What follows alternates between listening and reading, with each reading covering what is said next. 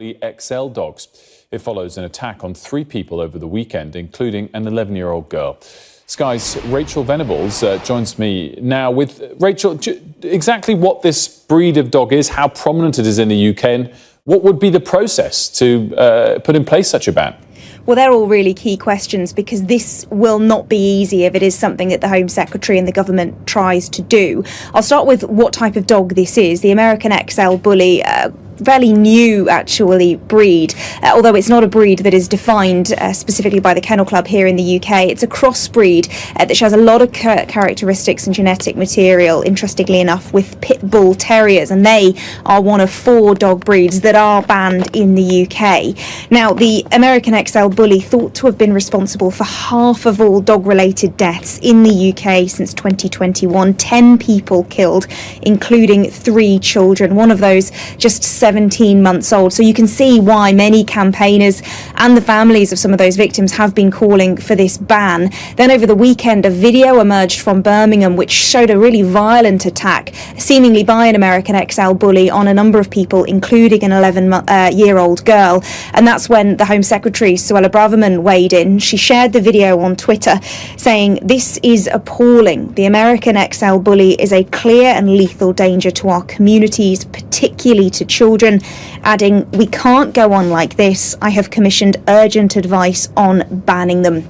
But banning this breed will not be easy. For one, as I've already mentioned, they aren't a specifically defined breed, so there are fears that other dogs with similar characteristics could be caught up in some sort of ban. There are even concerns more widely in the community about whether or not breed-specific bans work, given that other dogs can also be pretty violent, even if they aren't a member of this particular breed. And finally, just politically, from a practical point of view, this actually doesn't fall under Suella Braverman's remit as Home Secretary. It's actually the responsibility of the Environment Secretary, so this would fall to Therese Coffey if it was something she wanted to pursue. Rachel, thanks so much for that. Much appreciated. We've got lots more to come here on Sky News today after the break. The latest on Spanish football president Luis Rubiales, who's resigned after that kiss at the World Cup final. We'll also be discussing the latest news on COVID as a booster vaccine rollout begins today, and why that's starting a little bit earlier than expected. And joining me at 10:30 here in studio, live and exclusive, Lord Hammond, the former Chancellor, the former Foreign Secretary, to discuss China Spygate, amongst many other things. Don't go anywhere, we'll be right back.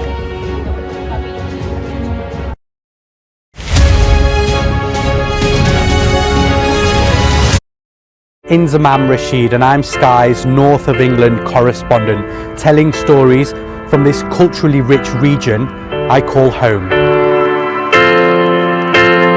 It's going to become very similar to other places and lose its unique qualities. It's steeped in history. If the Taliban found your family, what would happen? I think they're just going to straight away execute them. There are issues of racism in all levels of cricket. I was on the balcony a couple of times. I was nearly gone. Football is a joy to watch, and when people are disappointed, you can feel the hate. I just felt physically sick, so I was like, that's really in my system. We take you to the heart of the stories that shape our world. Even before the pandemic, GPs were pleading for help. Government expects more face-to-face contact with patients in return. Men, they want to force you doing something which you don't want to do, just because you're homeless and you're looking for a warm place to sleep. We give a voice to communities often unheard and unserved from a region with a distinct history and global impact.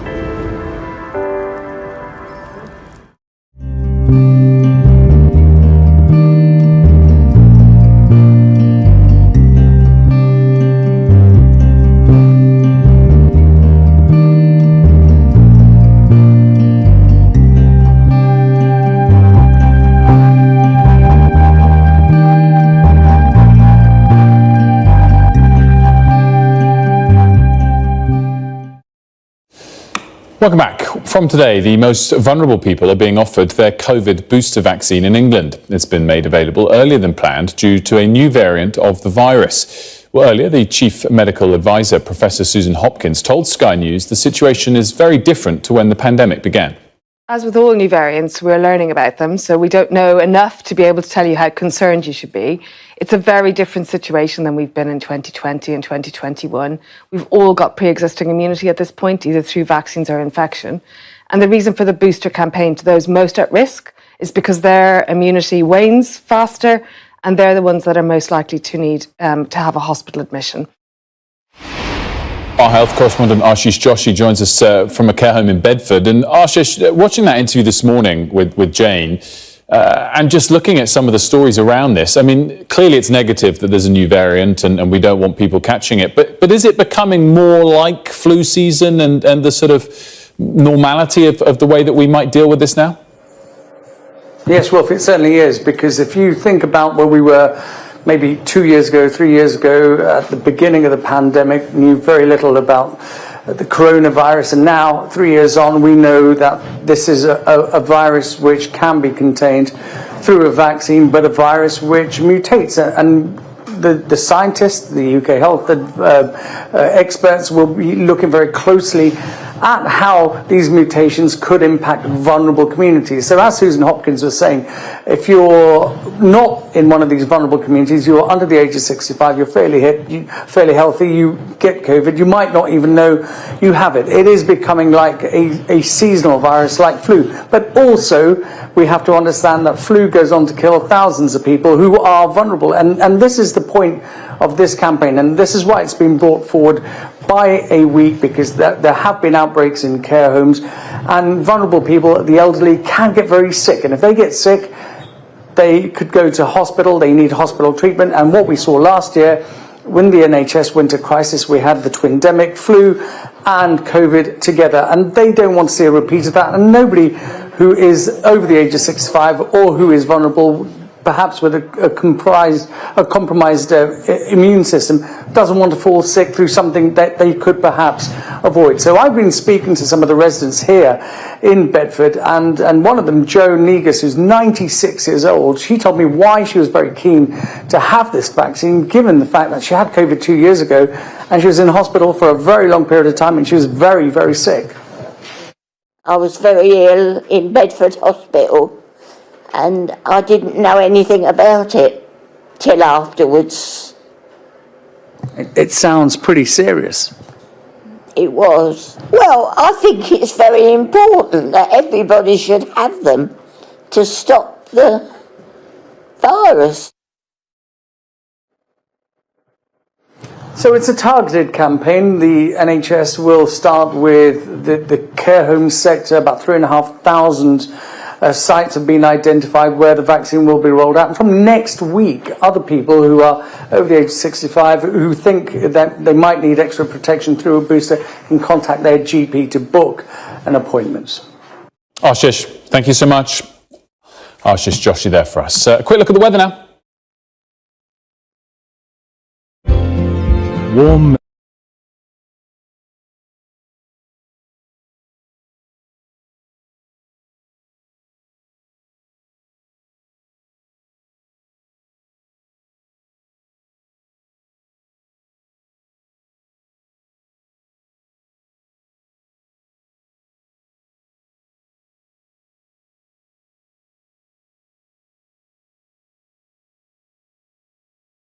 with good sunny spells this afternoon, although the southwest will be rather cloudy for a few, with showers likely.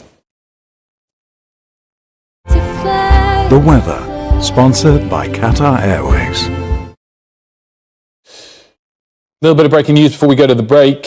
Former soldier Daniel Khalif has been remanded in custody at Westminster Magistrates Court after being charged with escaping from Wandsworth prison last week. Remanded in custody. The news there will have more reaction throughout the day here on Sky News. Up next, though, live and exclusive with former Chancellor and Foreign Secretary Lord Hammond. Don't go anywhere.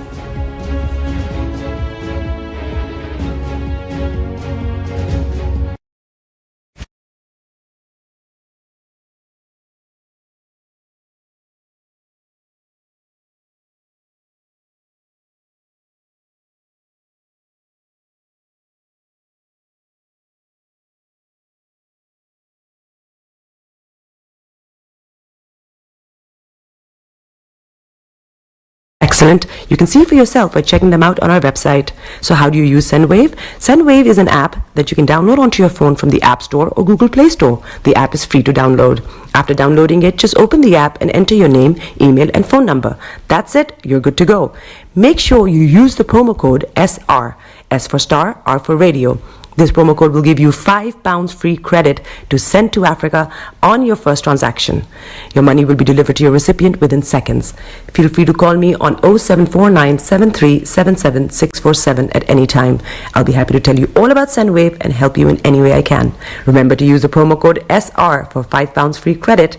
Medasse. Hi everyone, it's your girl BB Clement, the author of How to Go From Employee to Entrepreneur and the host of your weekly business show, BB Means Business, the show where we discuss everything you ever wanted to know about business but you were afraid to ask. How do I start my business? How do I raise the finance? How do I grow my business? Where am I going to find my customers? Join me every Tuesday at 1:30 p.m. on Starr Radio UK to get all the information and tips that you need to become a successful entrepreneur and become financially free. Remember, don't let life dictate to you. Rather, put your signature on life.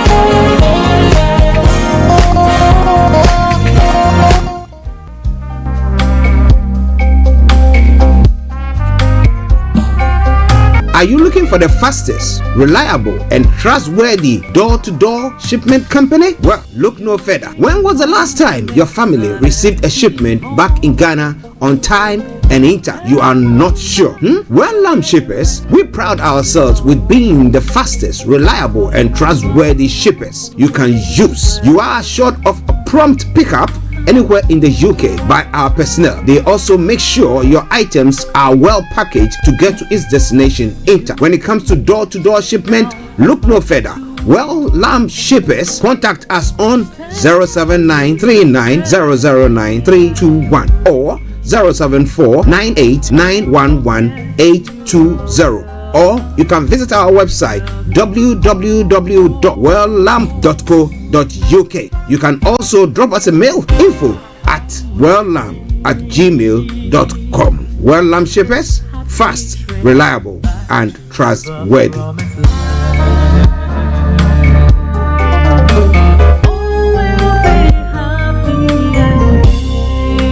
Hi there. Are you dreaming of owning your own house in Ghana? Then you will need a well-documented piece of land that is free from troubles. I highly recommend My Africa Property for any size of land that you will need. With My Africa Property, lands are available in Pram, Sopoli, Tohenia, Ogome, Dodova, Winneba, and many other locations at affordable prices. These locations are about an hour away from the airport, only 35 minutes from the motorway, 10 minutes drive from Central University College, 10 minutes drive to the beach, and close to Pram Senior High School and Ghana Men's Soccer Center of Excellence. For more details, visit our website www.myafricaproperty.com or call our UK office on 0208 123 2523. For our US and Canada offices, call us on +1 585 184 994145. You can also email us at ghana@myafricaproperty.com. Tune in to On Point here on Starr Radio UK with Empress Regina every Monday at 5 p.m. GMT. Looking forward to your company. Check me out. He tells me my energy is making him tired. Yes! How do you get the energy to do I've been told that I have a lot of energy, but my goodness, I think today I have met my match, people. I have met my match, Miss Suzanne. Wow, amazing. One of the things that's the start of the darkness. Of darkness. So what did that myself and the world will adjust. And 2019, forget the proverbial boardroom. Join me, Simone Frazier, on The CEO, the program that gives you the driving seat over your life. Every Tuesday, 8 p.m. only on Starr Radio.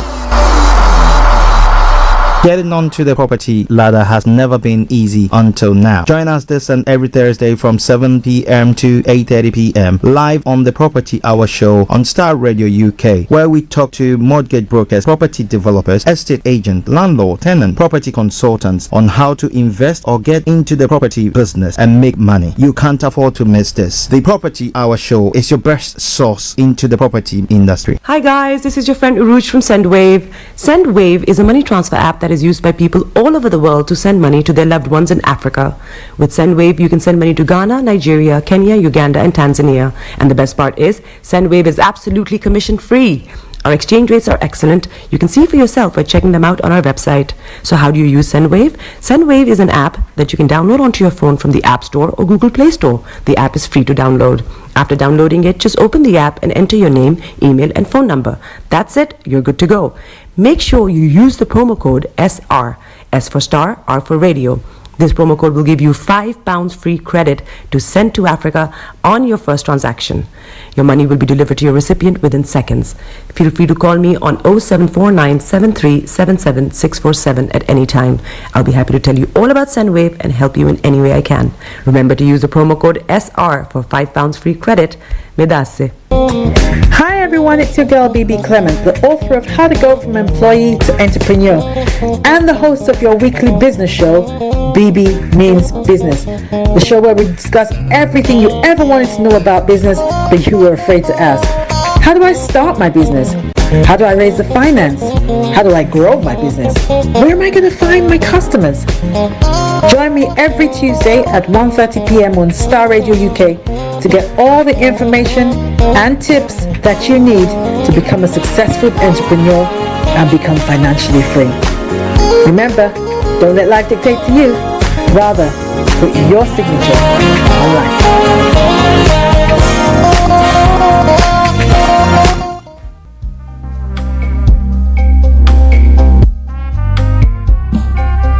Are you looking for the fastest, reliable, and trustworthy door-to-door shipment company? Well, look no further. When was the last time your family received a shipment back in Ghana on time and in time? You are not sure? Well, Lamb Shippers, we pride ourselves with being the fastest, reliable, and trustworthy shippers you can use. You are assured of prompt pickup anywhere in the UK by our personnel. They also make sure your items are well packaged to get to its destination in time. When it comes to door-to-door shipment, look no further.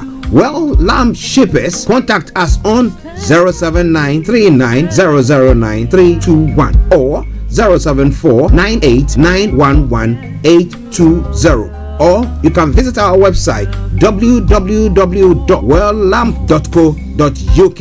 You can also drop us a mail, info@welllamb@gmail.com. Well Lamb Shippers, fast, reliable, and trustworthy.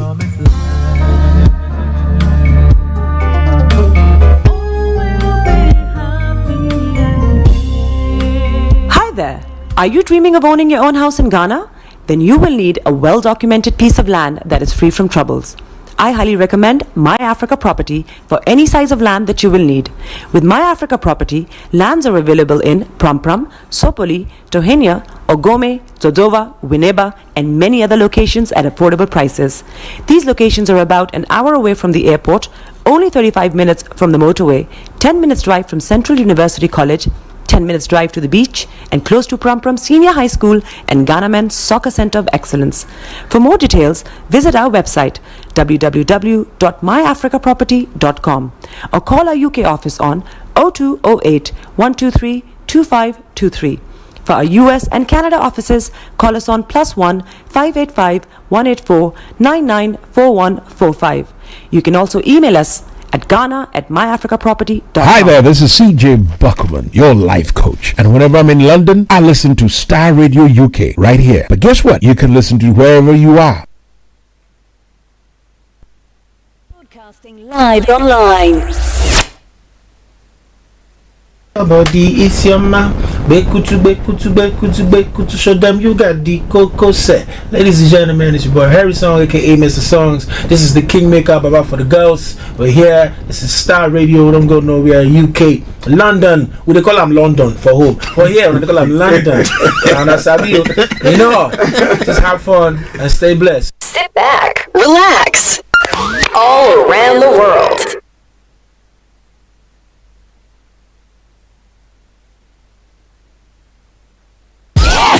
The best radio show. Broadcasting worldwide, online 24/7. All around the world. In your car. At work. At home. On your smartphone. This is Starr Radio UK. Are you ready to turn it up? 10, 9, 8, 7, 6, 5, 4, 3, 2, 1. Though your heart is aching, smile even though it's breaking. When there are clouds in the sky, you get by. If you smile through your fear and sorrow, smile and maybe tomorrow you find that life is still worthwhile if you just smile. Hey, this is Archie and you are listening to Star Radio UK and the Morning Show.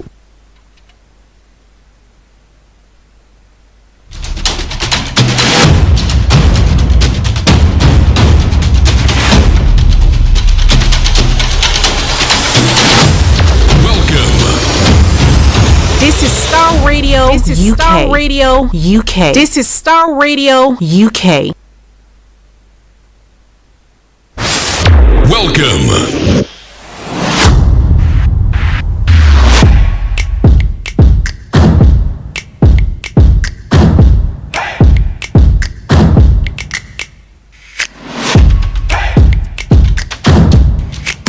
Broadcasting worldwide, online 24/7. Enlighten your day with Starr Radio.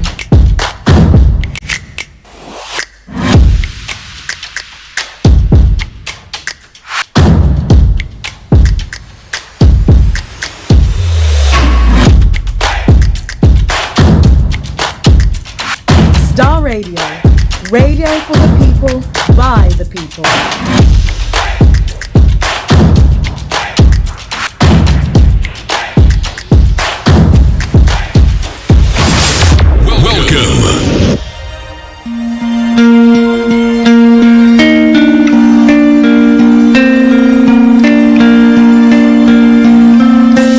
Love for you runs deep.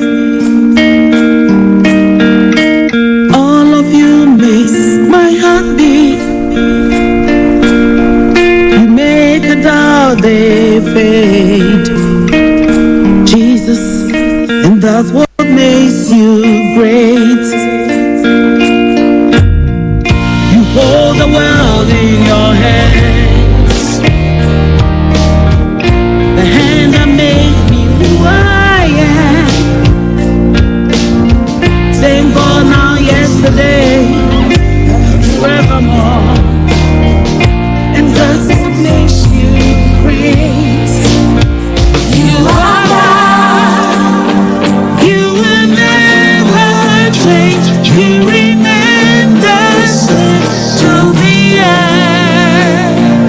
Till the end. You are God. One who took my pain, took away my shame. Lord, you reign. That's why I forever call you great. Great are you, Lord. Great are you, Lord. Okay, and then let me say massive good morning, good afternoon, good evening, good dawn to you wherever you might be on planet Earth, and those of you on other planets as well. Want to salute each and every one of you and welcome you to the Monday edition of the Morning Show. Today's 9/11/2023. How many years on And that's all the pain of 9/11. What date was that? A bit of history there. Where were you when that incident happened as well? You know, that has landed us into all sorts that we recently can see.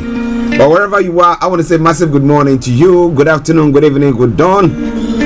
I hope that you had a very lovely weekend. Some of us did. The weather was that of hot, scorching hot. But some people are enjoying it, so why not? Those of us who weren't enjoying it have to take it on the chin, you know. So when the cool time comes and we are also enjoying ours, yeah, you can also take it on the chin, right? But wherever you are, once again, I say welcome.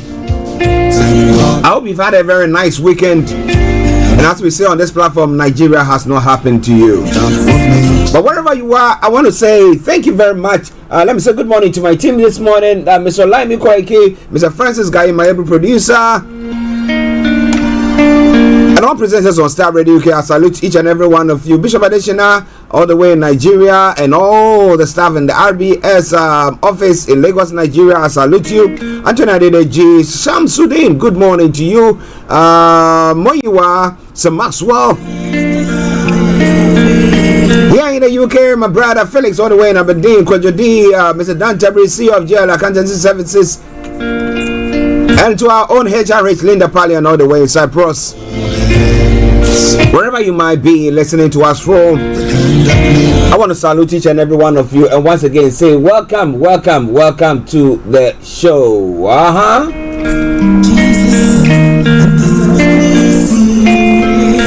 Share the broadcast with your friends and loved ones and invite them to like our pages as well on this wonderful Monday edition of the morning show.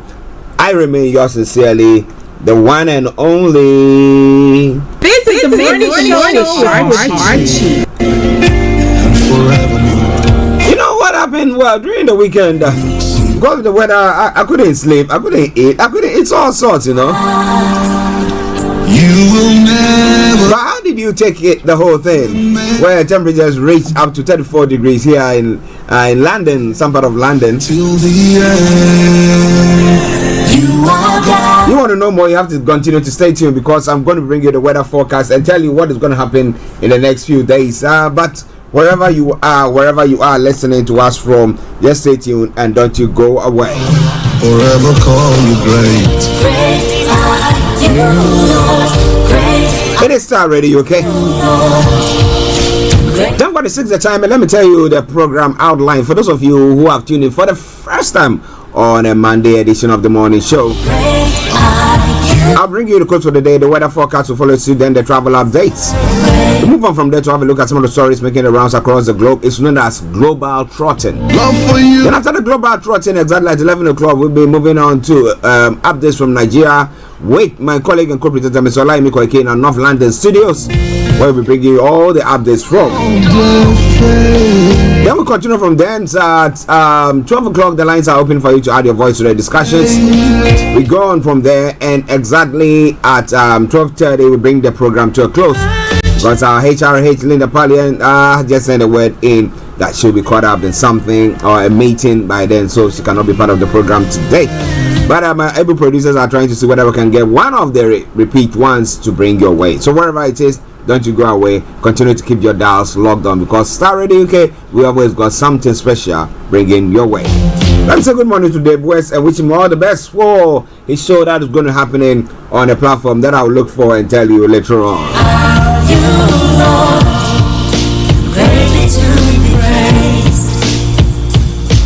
So the quote for the day says that when a chick starts behaving like a mother hen, the hawk will whack it away. So be a child when you are supposed to be a child, and be an adult. Don't pretend that you are an adult when you are a child, and then when things begin to happen and you see that, oh, that is beyond your control, But somebody said, don't we have to take a risk? Yes. People have stepped in the shoes of their parents when they were no more and being able to take care of their siblings and are still better off. Maybe during that time they suffered a great deal, yet the sacrifices that they put in have yielded something great. So if you're able to find yourself from the hawk, why not? Okay, so when it comes to the weather front, this is what I have for you today. For those of us in London and southeast of England, this is how the weather is going to be. Well, this afternoon will remain largely dry with patchy cloud and sunny spells. However, the odd shower in places can't be ruled out. Tonight we'll see variable cloud cover with clear spells. Likely at times it will be dry night for most, but the hot spot of light rain cannot be ruled out again under the thickest cloud. Top of the temperature is going to be 26 degrees, the lower is going to be 15 degrees. Pollen level is going to be moderate, UV level moderate, pollution low.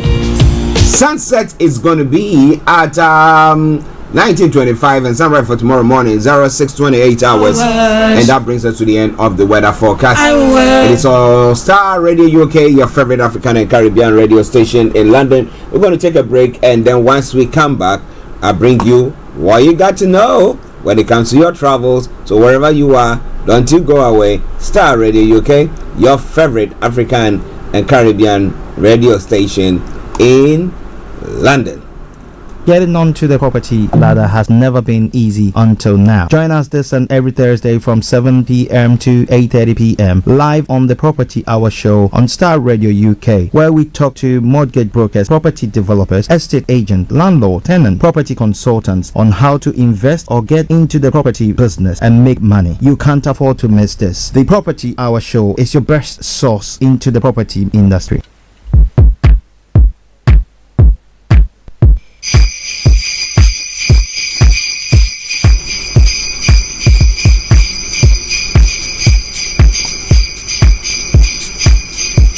This is Starr Radio UK.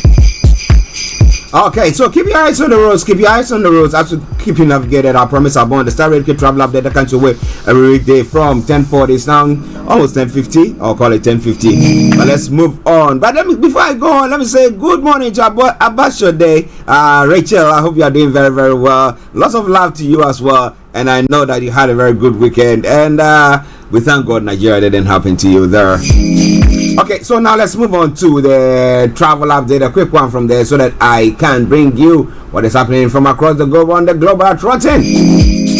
For those of you traveling on the major roads in London, A4 and Central London Red routes have got serious delays, so if you can avoid it, do your best to do so. And then on the underground this morning as well, the Jubilee line has got minor delays due to train shortages, and we have the Northern line that's got severe delays between Camden Town and Edgware. Minor delays on the rest of the line due to an earlier fire alert at the Golders Green. Tickets are being accepted on London buses and Thames Link services, so please check before you leave if you are applying any of those routes. That aside, any of the other underground lines are running good service. The London Tramlane, DLR and London Overground good service. Now the Riverbank is running a good service throughout there as well. The Riverbank, my apologies, the London Cable Car good service there as well. And that brings us straight to the final segment of the travel up there. That's the National Rail, and on the National Rail we've got ScotRail that's got minor delays. That aside, all the others good service. You got it. So this is where I bring it to a close there, bringing it all down. And let me say it this way: good morning, good afternoon, good evening, good dawn to you, wherever you might be on planet Earth. Enjoy your commute for today. But you know what? Continue to keep those eyes on the roads. You got it. Hi guys, this is your friend Uruj from SendWave. SendWave is a money transfer app that is used by people all over the world to send money to their loved ones in Africa. With SendWave, you can send money to Ghana, Nigeria, Kenya, Uganda, and Tanzania. And the best part is, SendWave is absolutely commission-free. Our exchange rates are excellent. You can see for yourself by checking them out on our website. So how do you use SendWave? SendWave is an app that you can download onto your phone from the App Store or Google Play Store. The app is free to download. After downloading it, just open the app and enter your name, email, and phone number. That's it. You're good to go. Make sure you use the promo code SR. S for Star, R for Radio. This promo code will give you £5 free credit to send to Africa on your first transaction. Your money will be delivered to your recipient within seconds. Feel free to call me on 0749 7377 647 at any time. I'll be happy to tell you all about SendWave and help you in any way I can. Remember to use the promo code SR for £5 free credit. Medasse. Welcome back to the program, Star Radio UK, your favorite African and Caribbean radio station in London. Bringing the time now to exactly 7 minutes to the top of the hour, and it is the Monday edition of this morning show. Yes. I've not had any caffeine this morning, so you see, and I told you I couldn't rest that well. So just bear with me with all the gaps there. However, well, it is now time for us to go global trotting. And when it comes to Nigeria, there's some stories making the rounds. Nigeria needs 21 trillion naira to build 28 million houses, says Shetima. And where is Nigeria going to get that money from? So that means that Nigeria will never or will not be able ever to leave the state where provision of resident accommodation can be made. But interestingly, at times we hear them saying that we confiscated that building because whoever used that money, put it up, use maybe corrupt money or whatever it is, and therefore we have to break it down. And they break it down and they celebrate. You say, yeah, I did something great. So you ask yourself the question, what is it? If it's not in a waterway, it's not set up in the place where, let's call it, there's a tendency that there's going to be an earthquake and therefore people can lose their lives if it's inhabited and stuff like that. Why do we go behave as if we've got all things in surplus and we don't care when we put some or pull some down? But well, I'm going to tell you more about that. And Tinubu to meet UAE leader over visa diplomatic route today. That's one of the stories. And Tinubu won't impose higher tax rates on Nigerians. And that's what Oyedele is saying. And despite kidnappings, health workers continue hard work. Minister Pate is saying. So how long will that continue? Because it's going to get to a point where health workers are going to think that, look, if I'm putting my life on the line and whatever I'm doing is not being recompensed the way it's supposed to be, then one day it gets to a point you think it's enough. But well, tribunal, I doubt anything will come out of Atiku Obi's appeal, says Clark. So he's saying that, well, the appeal, he doesn't think that anything different is going to come from there, and I think that I'm of the same view as well. I don't think anything different is going to be coming out of there. But let's see what happens. It's all coming away from Star Radio UK. It is your favorite African and Caribbean radio station in London. Okay, moving on to other stories making the rounds this morning. Well, in other parts of the world on the African continent, the sad situation in Morocco. Morocco citizens steps in to help quake victims. Ordinary citizens are stepping in to do their bit for victims of the deadly earthquake in Morocco, after some complained that the authorities seem not to be upping their game to rescue and bring help or the necessary aid that these individuals need. The Gabon Prime Minister says 2 years reasonable for return to civilian rule. Do the international community accept that? Or are they going to say, no way, Moshe? We just want it now. What do you think about all that? Lots more going to be coming your way. And in France, large lie back with new film on life in Paris suburbs. Now, in Niger's issue with France, the French forces would redeploy only at Bazoum's requests. President Macron, Niger's military regime, which took power in July, accused France of deploying forces in several West African countries with a view to militarily help incumbents or protect their interests there. But what do you think about all that? Well, I'm going to bring you more about that in a moment. But it's all coming away from Star Radio UK, your favorite African and Caribbean radio station in London. In Senegal, Prime Minister chosen as presidential candidate. We'll be telling you more about that as well. The Prime Minister has been chosen as a presidential candidate for the ruling government. So let's see what happens. And Ethiopia completes filling of Nile Renaissance mega dam. And how is it going to impact Egypt. More going to be coming your way. We hope that does not result in any wars. Okay.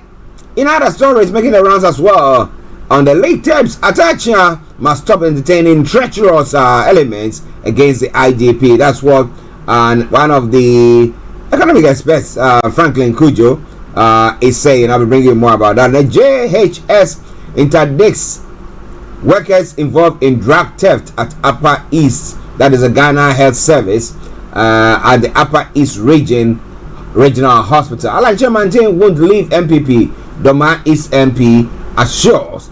Now, ensure no potential voter is left behind in limited registration. I did talk about that last week, but more going to be coming your way from there. Charles Owusu breaks silence after reply from Jubilee House. What question did he pose, and what reply did he get that has caused him now to break his silence? I'm going to bring you more about that. And then we have the U.S. Donating 5 boats to Ghana. President Nana Akufo-Addo on Saturday, September 9, commissioned 5 boats for the Ghana Navy Fleet and an oil spill response vessel for the Ghana Maritime Authority. And the U.S. government donates ships to Ghana. That's how it captured. U.S. Ambassador Virginia Palmer joined President Nana Akufo-Addo and Ghana Navy officials in Secondary on Saturday, September 9, to commission 2 new security ships. So let's see, they are doing so for us as well. So well, I rest my case. I was going to make a statement, but I decided against it. When it comes to other stories making the rounds in other parts of the world as well, we have the news the news coverage of the collapsed buildings due to the 6.8 or 4 on the Richter scale earthquake that has crushed or leveled some villages in Morocco, Marrakesh, near Marrakesh. More going to be coming away from there. Spanish FA President Rubiales to resign over case. Luis Rubiales is to resign after kissing forward Jenny Hermoso at the Women's World Cup. The Biden says raised human rights in India with Modi. The US president spoke at a press conference in Hanoi about his visit to India for the G20 summit. And then Kim Jong-un reportedly heading to Russia to meet Putin. Kim's armored train has departed for Vladivostok, South Korean. That's where the South Korean media is saying. And then climber survived 600-meter fall with minor injuries. Some of the stories making around. Egypt angry at Ethiopia's Nile Dam, as Ethiopia fills Nile Dam reservoir, as I did say. Is it a spillage that they're concerned of, or is it a shortage of the water that's going to come to that part of the world? In breaking news here in the UK, Caliph may have used bedsheet to escape. What the courts, that's what the court has been told. The 21-year-old former soldier appears in court accused of escaping from Wandsworth. So he's been remanded. Okay. Now, Rico's rescue deal fails, sparking huge job losses. Canadian billionaire Doug Portman's rescue efforts to save hundreds of shops were hampered by rising costs, so he decided to back out of it. The military truck driven through police roadblock. A man is arrested on suspicion of attempted murder after a military truck is driven into the police cars. Oh my, oh my. I'll be telling you more about all that. That was in Somerset. And Braverman aired orders urgent look at Bully XL dog ban. The Home Secretary says the breed is a clear and lethal danger after a girl and 2 men were attacked in Birmingham. Now the question is, do I now go get myself a taser, so that if I go to the park or any place and I see any of those dogs being released by their owners or not being controlled and they are coming closer to my family, I can tase them? What about that? Maybe they need to give license for tasers. People who want to use tasers to get themselves tasers. I think I'll be one of the ones to go for that. But what do you think about all that? Lots more going to be coming your way from there. So coming your way from Star Radio UK. It is your favorite African and Caribbean radio station in London. Let's take a musical break, and I will be bringing you Mr. Olayomi Koiki in a moment. Star, your favorite African and Caribbean radio station in London. This is a tune from Maximum Afro Praise medley featuring Shadrach Mensah. Enjoy it, and I'll be with you in a moment.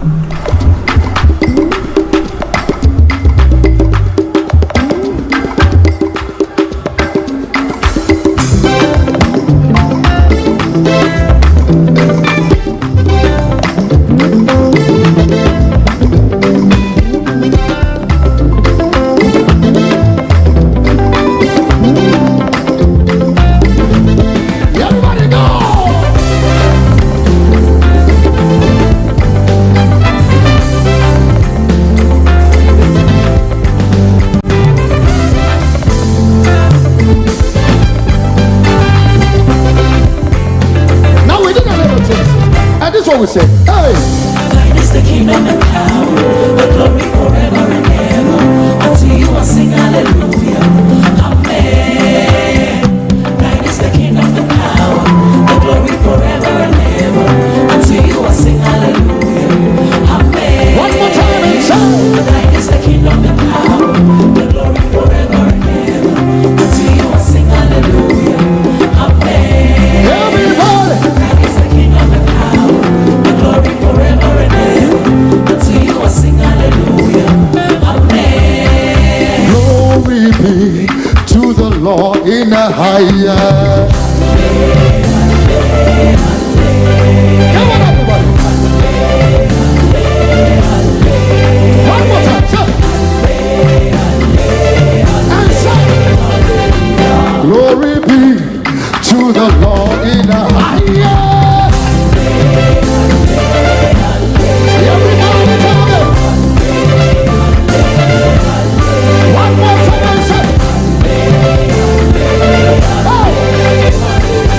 Everybody shout hallelujah. Hallelujah. Everybody say hallelujah. Shout hallelujah. Hallelujah. Sing hallelujah. Hallelujah. Everybody shout hallelujah. Hallelujah. Sing hallelujah. The best radio show. Broadcasting worldwide, online 24/7. All around the world. In your car. At work. At home. On your smartphone. Everybody. This is Starr Radio UK. Lord, we lift our hands in worship as we bless your holy name. You deserve it. Everybody go.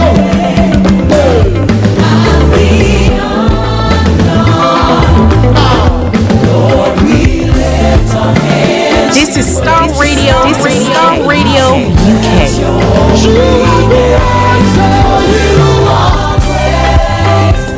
This is Starr Radio UK. You are listening to Starr Radio. Starr Radio. Radio for the people by. Enlighten your day with Starr Radio.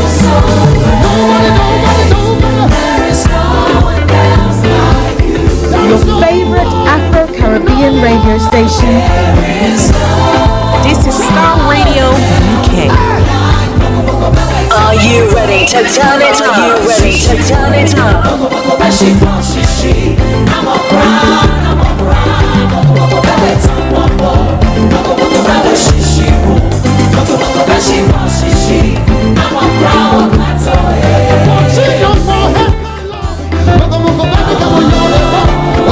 Oh my, oh my, oh my. Make a joyful noise unto the Lord. Wherever you are. Find a part of that song, that medley. There is none like our God. There's none that can be compared unto him. So we give him all the glory wherever he is. Wherever we are. in the heavens where He is. We say thank you, God, for another opportunity to live life. But it is Starr Radio UK, 8 minutes past the top of the hour. Whilst we enjoy the tune, we'll wait for Mr. Olayomi to join in to bring you all the updates that you need to know. And a lot more that's going to be coming your way from there as well. Everybody say. Everybody go. Well, PDP challenges Tinubu's legal team. Watermark claims on their PEP judgment.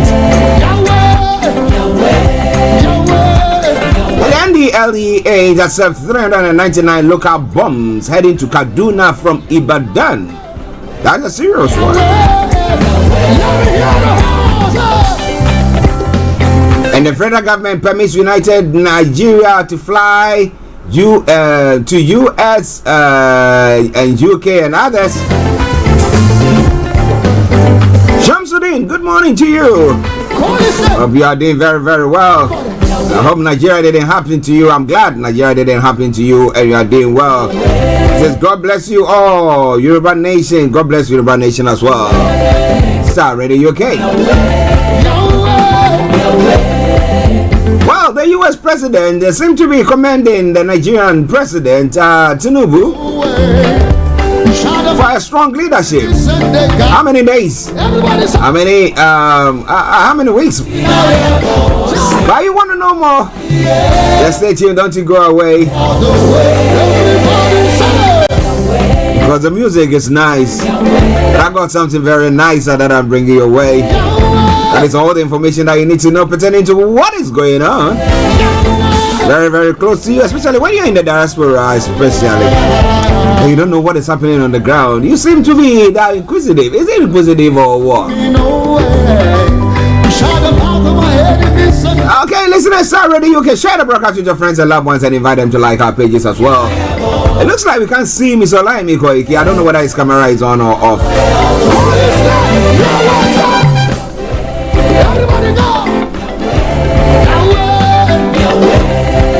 It is Starr Radio UK.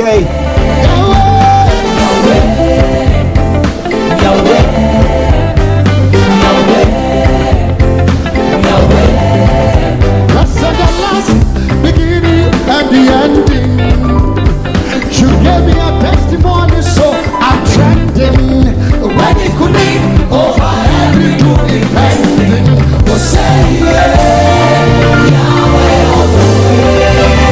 first and the last, beginning and the ending.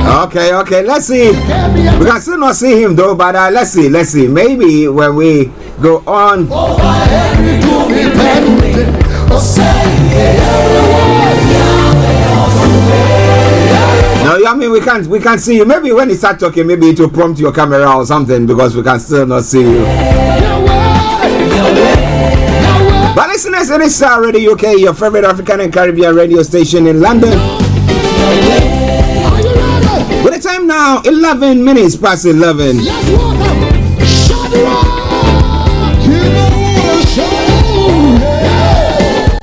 Starr Radio UK.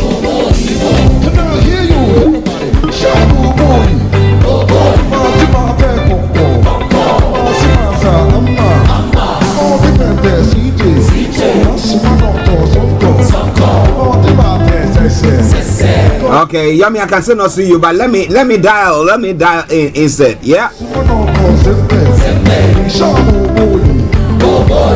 Now call this in. Everybody sing Yahweh, everybody Yahweh, Yahweh, lift him up, name above every other name, nation Yahweh, Jesus, every knee will bow, every tongue will sing, Massa,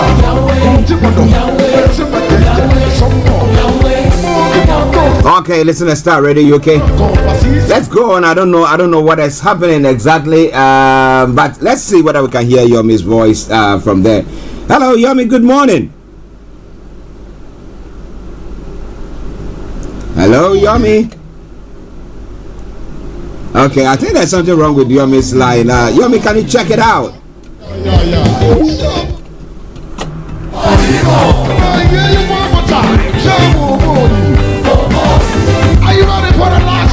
Well, some lovely tune coming your way from there.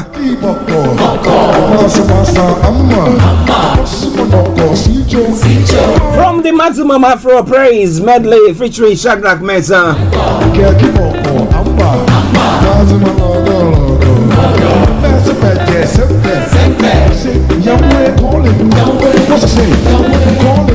Starr Radio UK, your favorite African and Caribbean radio station in London. Just bear with us while we try to connect Mr. Olayomi Koiki. Everybody say Yahweh.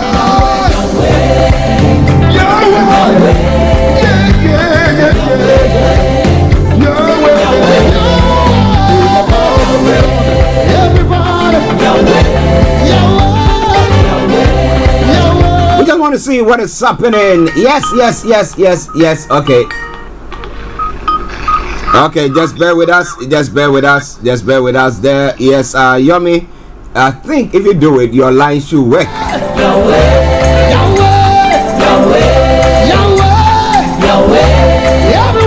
So we just did a test here, and ours was coming through. So I don't know. Check your camera out. Good. Yes, we can see you now.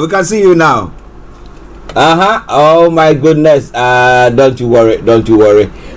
Just a quick commercial break, and then we have his voice right on. So wherever you are, stay tuned. Don't you go away. Starr Radio UK. Yomi, we could see you. What have you done now again? Okay. Just bear with me.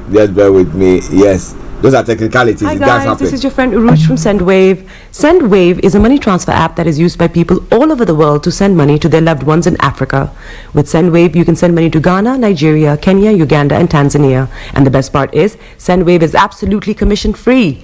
Our exchange rates are excellent. You can see for yourself by checking them out on our website. So how do you use SendWave? SendWave is an app that you can download onto your phone from the App Store or Google Play Store. The app is free to download. After downloading it, just open the app and enter your name, email, and phone number. That's it. You're good to go. Make sure you use the promo code SR. S for Starr, R for Radio. This promo code will give you £5 free credit to send to Africa on your first transaction. Your money will be delivered to your recipient within seconds.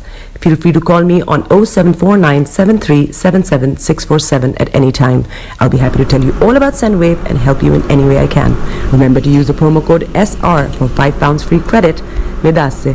Welcome back to the program. This is Starr Radio UK. Of course, you are not lost. You are at home. And it is the Monday edition of the morning show. Today is 9/11. I was going to say 11/11. 9/11 at 16 minutes past 11. All right. So there was lots of 11s there. But whatever it is my singular honor to introduce to you my colleague and co-presenter, Mr. Olayomi Koiki, in our North London studios. And let me say, Yomi, good morning to you. Well, a very good morning to you back in the studio, Mr. Archie, and a very slight technicality as it was used during the outcome of the presidential election tribunal. So we were also having some kind of technicality, and that is why some of us are saying, let us reboot and restart Nigeria. But as many Nigerians say, we don't have to reboot it, we can still work with it.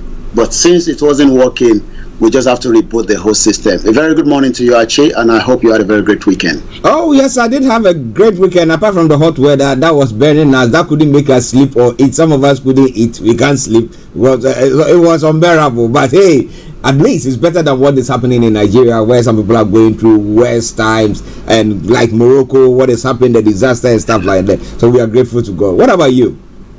Well, I mean, you're quite right. We're grateful because we were waking up Saturday morning when it was just less than 300 people that have died. It shows how life can go out of us, especially when it's a disaster. I think the last one we saw was in Turkey, which was just around beginning of the year, and we saw quite a number of people have died. So I'm doing very well. We're grateful for the life that we are still in, and the most important part of life is make sure you can do whatever you can do for humanity's sake, and that's exactly what we're doing here, to make sure that we can be able to serve the community.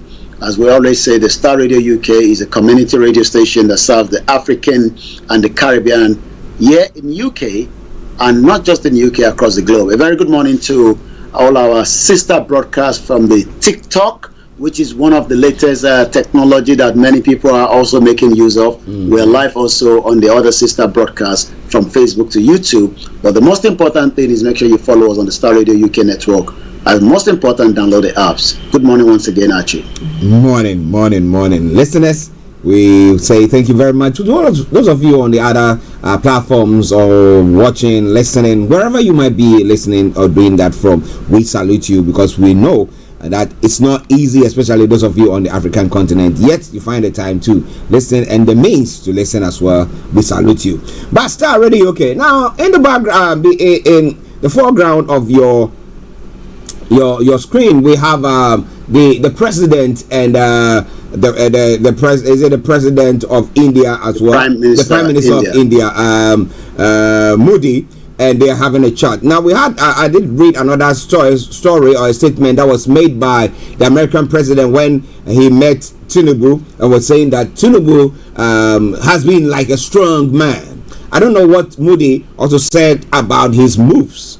So far, how did the G20 meeting go, and how has Tinubu, the president of Nigeria, been accepted into the international fold? Yomi. Well, let's first, clarify that, Tinubu was invited, by the Prime Minister Modi, like you did mention, but Nigeria has been accepted under the African Union. So Nigeria membership, which took place, was a very great news for many African countries that have been following, these 24 years of the G20. We are now going to be known as G21 because Africa is among. But South Africa has always been a member, just as the launch of the G20 in 1999. The question a lot of us have asked is, why has it taken that long, to allow Nigeria to be part of this very unique global economic as well? But again, Nigeria hasn't been accepted as an independent country, but has been accepted under the African Union, which was communicated, at the African at the G20. But Nigeria is still considered G20 membership, but we don't know whether that will still be something that they will have to look into. But a lot of things are taking place at the G20 summit, where, as you can see behind the camera there, Bola Tinubu, the president that is currently at Abu Dhabi, we're going to be talking about that because very, very important trade agreement that is also trying to facilitate there. But the most important takeaway from the G20 is that this is going to be one of the first outing of President Bola Tinubu as the president of the Federal Republic of Nigeria, meeting with world leaders, engaging with them, and trying to tell them that this is now a new sheriff in town, as against the one that we have, the former President Muhammadu Buhari. Is also going to be trying as much as possible to convince them that the best option now is to invest in Nigeria, from technology to security and so many other areas of interest to different, countries around the world as well. Also, as you can see, where the engineer is going to adjust, the President Bola Tinubu was also meeting with the South Korea. Remember that South Korea has a lot to offer in terms of technology. At the G20 summit, President Bola Tinubu met with the leaders of the United States of America, Joe Biden, the German Chancellor, and the South Korea. I remember meeting the four South Koreans here in UK when Tottenham was playing, and they are just the young South Koreans. They haven't traveled out. This is going to be their first outing, but the question is, they are not as Nigerians that wants to leave their country because of pressure of economic, education, and other issues. They were only coming out for the leisure part of it. This was how Nigeria was prior, before things went the other way around. When Nigerians travel to UK or Europe, they are not going there to live, they are going there to study and return back home and support the country as it is. But the Nigerian President Bola Tinubu met with these leaders and the message from the summit that took place at New Delhi, India, saw Nigeria attend as a guest, it also witnessed the conferment of the permanent member title of the African Union. Like you did talk about it, they're announcing the meeting with Tinubu and the White House in a release, the President Joe Biden with the Nigeria on the sideline. We also know that the President and the Prime Minister and the United States President will be meeting again very soon at the beginning of the sideline of the G20 that is taking place in New York. I'll come back again to you in the studio, but there's a lot that U.S. and Nigerian relation has been a long-standing friendship between the two countries and the people. But again, the people can't get to America. It will take a year and 2 years to apply for a visiting visa from Nigeria to United States of America. Wow. Listeners, Star Radio UK. Do you think that the president has achieved a lot at the G20 summit that he was invited to be part of? Well, what do you think? Maybe, yes, he's doing a good job. Like the president of the United States of America did say that he's like a very strong leader, making sure, moving things, tightening things to make sure that things pan out very well. But what do you think? What do you think? Is it a waste of Nigeria's money, or you think that, well, something good is coming out of that? We're going to be bringing you more about that. But still, on the president's visit, he's supposed to be meeting UAE leaders over visa diplomatic route today. Now, President Bola Tinubu will meet the leadership of the United Arab Emirates by 5 p.m. UAE time in the bid to resolve the Emirates airline flight suspension to Nigeria, visa ban, and over other diplomatic issues to today. That's some of the information that we are getting this morning. But Yomi, what has we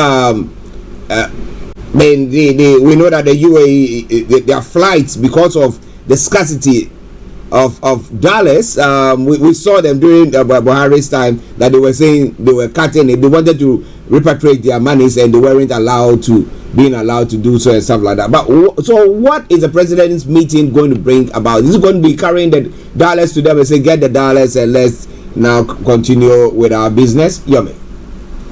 Well, before coming back to that, let's take us back again one step to some of the activities at the G20. We now can confirm that in October next month, we might be getting the German Chancellor, Mr. Chover, that has notified the Nigerian president of his wish to visit Nigeria in October. Mr. Tinubu also, like we said, met with the South Korean president Yosuke Yolo to discuss similar kind of partnership.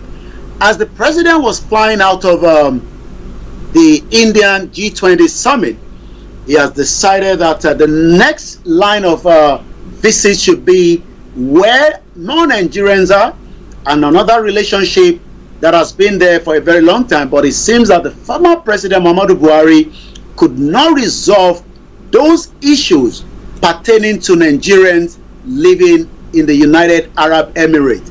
What are the issues? If I was meant to travel from UK to United Arab Emirates today without a British passport, as just someone that has a resident permit, I'll be asked to have about £1,000 in my account just to visit. We know that visa regulations are brought up for reasons known to each of the countries, but why should we be having the same problem that was not there just about 10 years ago? Because when I was traveling to Dubai, you just have to send your copy of your passport and things are facilitated, you pay for it and you travel. But there was kind of a strict, relationship between the United Arab Emirates and Nigeria. And Bola Tinubu, the president, will be meeting the United Arab Emirates leaders over visa diplomatic route. Again, this was announced as the president was leaving the G20, making his way down there. We know that the president has already arrived. We are now waiting for what is going to happen. Part of the other problem was the Emirates airline flight suspension to Nigeria. Remember that Nigeria doesn't have its own airline. So that means many Nigerians rely on other international airlines to travel into Nigeria. Even though you might have to stay a couple of hours through the stopover if you're traveling with Emirates or if you're traveling with Turkish airline, Morocco airline, and also Ethiopian Airlines. But if you're going with the Virgin and British Airways, they could be quite expensive. But according to the Minister of Aviation and Aerospace Management, Festus Keyamo, had on Sunday night traveled ahead to the Middle East country to meet with President Bola Tinubu, who had a stopover after the exciting G20 summit in India. What have we been told? According to the correspondent, the Aviation and Aerospace Management Minister Festus Keyamo confirmed that he traveled on Sunday night, that the officials of the two countries will be meeting at about 5 p.m. I am in Abu Dhabi to join the president to sort out the twin issue, the Dubai visa and the Emirate flight.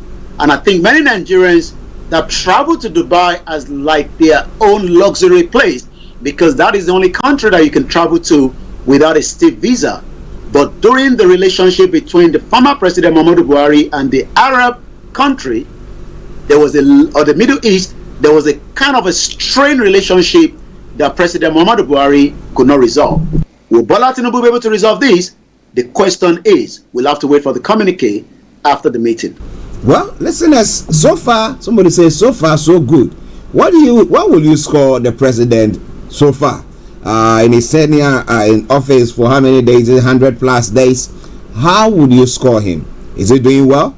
Let us know. That'll be quite interesting. However, listeners, it's Starr Radio UK. It is the Monday edition of the morning show. Updates from Nigeria, 11:29 from here. But now, when we talk about residential buildings or houses, as we will just term it, it's one of the things that if you are able to provide for your people, it makes them, somebody can come from work, it makes the person able to rest well, wake up in the morning all refreshed, and are able to go back to work and give out their best. So in this part of the world, even upon all their development, they are running short of it, and people are being placed in various places. But as to whether Nigeria can do that or not, we're not very sure. But information coming from the vice president is saying that Nigeria needs up to the tune of 21 trillion naira to be able to build 28 million houses. Now, so far, how has Nigerian housing or asset policy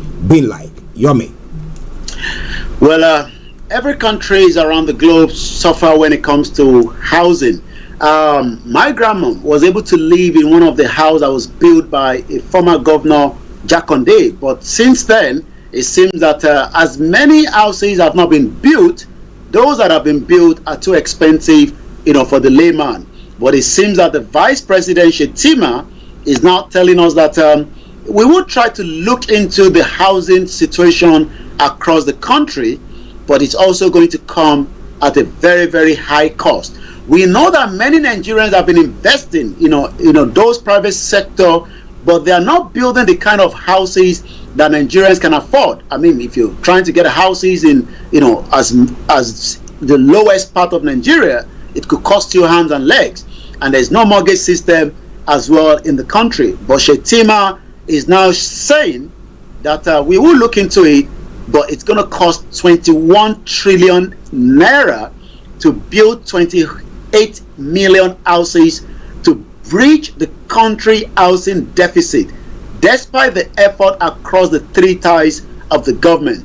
The vice president stated this on Sunday in Sokoto State at the groundbreaking for the construction of 500-unit housing estate by Sokoto State government.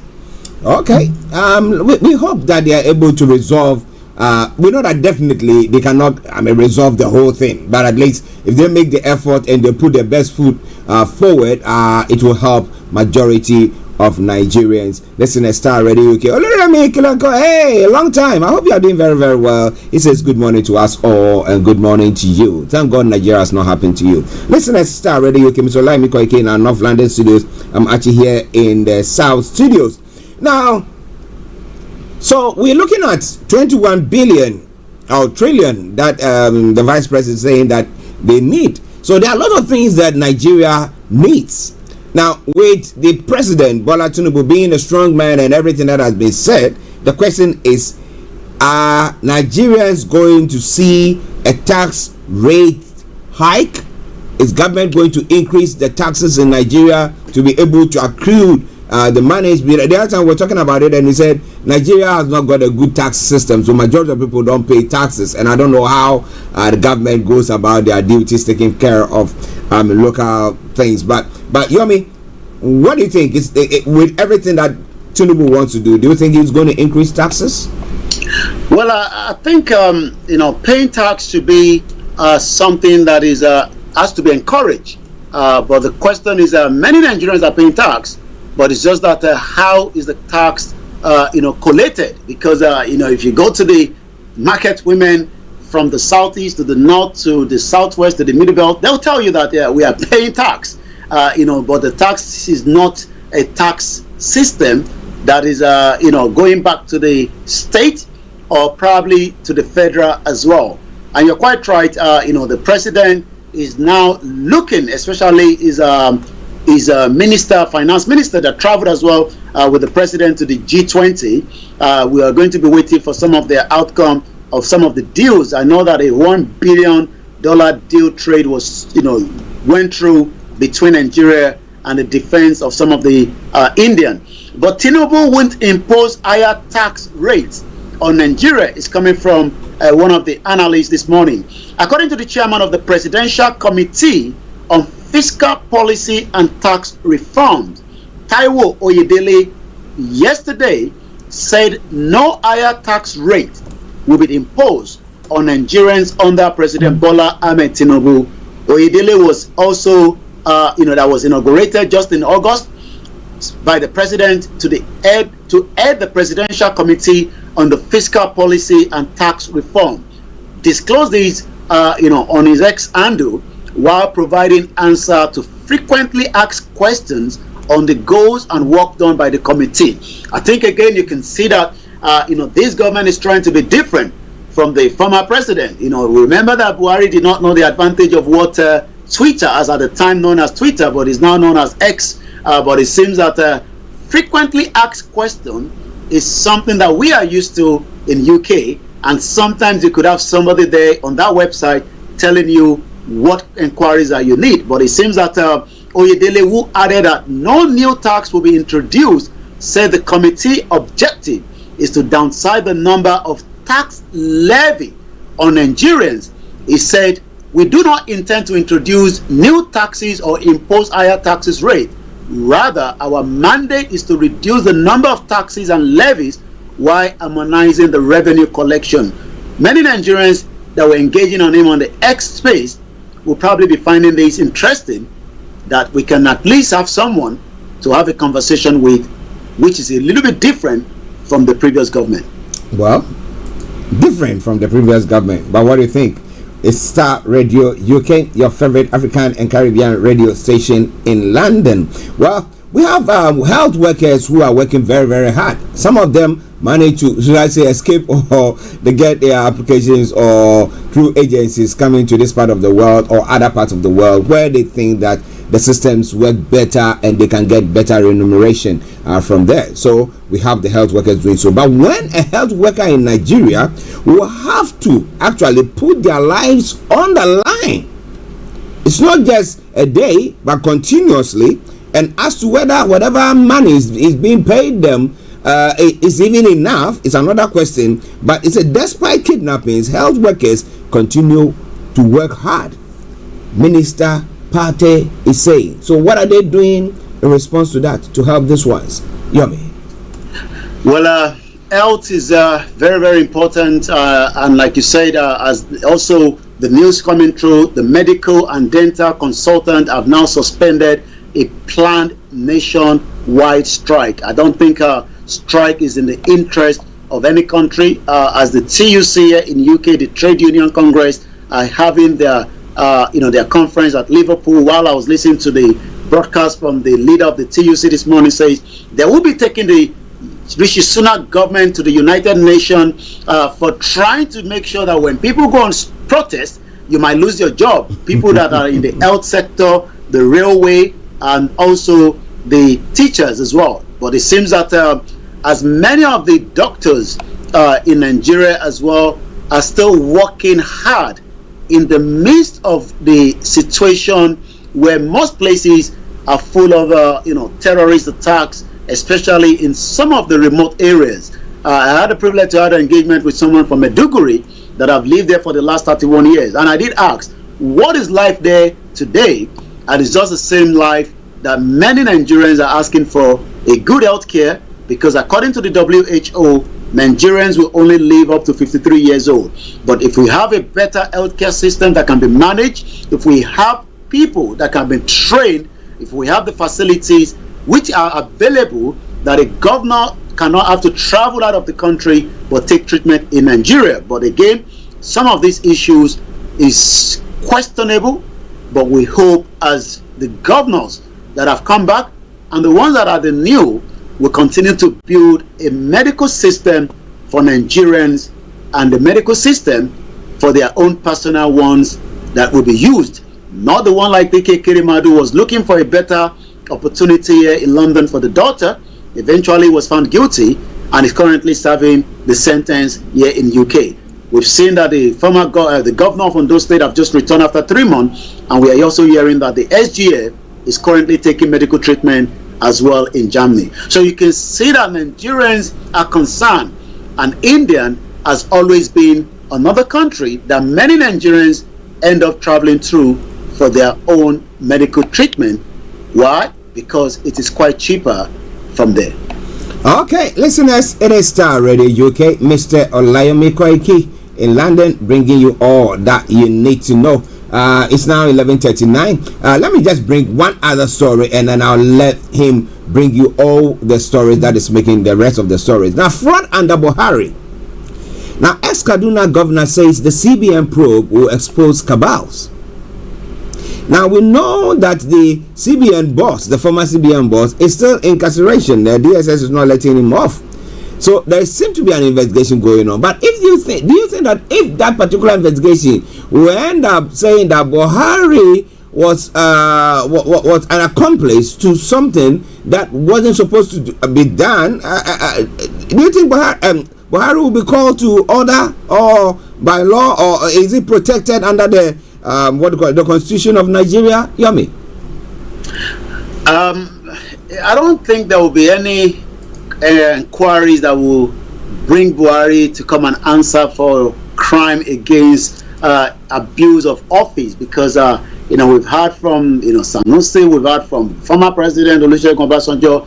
Even as much as this government is trying to avoid any kind of confrontation with their own member of a political party, maybe if it was a PDP, they might have to bring Buhari to come and answer for some of his crime. Even Buhari still have case to answer by the Yoruba nation that took him to the ICC, but we know that that takes time. We know that Putin doesn't travel anymore because there's a request from the ICC, to pick him up, and that reason why he hasn't traveled to the G20, he hasn't traveled to the BRICS. But Buhari has not been given any sort by ICC. Maybe he will not be able to travel to London because the United Kingdom will have to arrest him here and then facilitate his movement to the ICC. But in reality, I do not see, the former president being questioned. Yes, we know that Emefiele is trying to get a soft landing. We've told you that about. Ibori was trying to walk around that. But whether Buhari will be brought to book, I do not see that happening in Nigeria of this time. Okay, if that is not going to happen, let's see what happens next then. Listeners, it is Starr Radio UK. Mr. Olayomi Koiki in our North London studios. I'm actually here in the South studios. We're bringing you updates from Nigeria. Over to you, Yomi, for the rest of the stories making the rounds. Well, as many Nigerians are still wondering what is going to be the outcome again from the Supreme Court, I think the president believes that not much can be done. That has been concluded. But this morning, there's a few things coming out again as Robert Clark, a senior advocate of Nigeria, very outspoken, have said, I doubt anything will come out of Atiku Abubakar of the People's Democratic Party and Peter Obi of the Labour Party appeal. Remember that both have disagreed with the outcome of the PEP result on the Wednesday last week, but it seems that they would have to wait for the Supreme Court to give their own review in the next 2 months, which is 60 days from now. Also, there's another headline coming before we move forward again. 13 hours. The PEP judgment raises more dust, exposes petition loopholes. Remember that even the some of the social cultural group are saying that Atiku and Peter Obi should blame their legal team for shady work. But according to the verdict of the Presidential Election Petition Tribunal that was delivering lessons to the litigant, lawyers and politicians, the judgment of the Presidential Election Petition Tribunal, where President Bola Tinubu was reaffirmed as the winner of the contentious February 25th presidential election poll, may have come and gone, but the memory and the impact of the verdict will continue to linger. We know that the president won at about 8.7 million votes to defeat the Presidential People's Democratic Party and his Labour Party at 6.9 for the PDP and 6.1. So even Peter Obi was not the second, but he was pushing for maybe a rerun that has now been thrown into the dust. But Tinubu, as we said, but a 5-member panel that have nullified the petition of Atiku and Obi in a 12-hour judgment. We saw many people sleeping, as many questions have been raised, whether there was a sleeping tablet or there was some kind of African voodoo that was thrown into the court that led only the judges to be staying awake and all the lawyers. But I think it was just the long hours and probably the air condition that made most of them to be sleeping. The tribunal that was chaired by Justice Aruna and assisted by Justice Stephen Ada, Monsurat, Bolaji Yusuf, Moses Ugo, and Abba Mohammed, but Atiku and Obi have both rejected the verdict. The judgment has generated heated debate even up to over the weekend, as many Nigerians are now questioning. I saw somebody burning down the Nigerian 1999 constitution. I saw some lawyers burning down their wigs, but it seems that whatever has happened, we will have to wait again for the next 60 days when the Supreme Court will either go in line with the appeal court, the petition, the PEP judgment, or they will have to make their own as well. Now let's take one more and then go straight, to the other side as well. Rent. We remember we talked about there's not much housing in any part of Nigeria. Lagos is so choked with 20 million, and the struggle for living in Lagos can cost you up to 720,000 naira in Lagos State and in about 10 states across the country today. We just told you that the Vice President Shetima said it will cost Nigeria 28 trillion to be able to have 21 trillion rather, to be able to have about 28 million housing across the country. But again, 750,000 naira, which more Nigerians will never come across such because of the level of poverty in the country today. According to a comprehensive evaluation of the average rent of a 3-bedroom apartment across 15 major cities in the country, with prices sourced from the property and estate agents, show that the cost of a 3-bedroom flat in Lagos, Abuja, Port Harcourt went as high as 1.5 million naira per annum. If you look at it at an average of salary of 30,000 naira, you can see why more Nigerians are living in the face me, I face you, which you have to wait for somebody to use the toilet, and then you will then have to wait as to take charge of the next turn.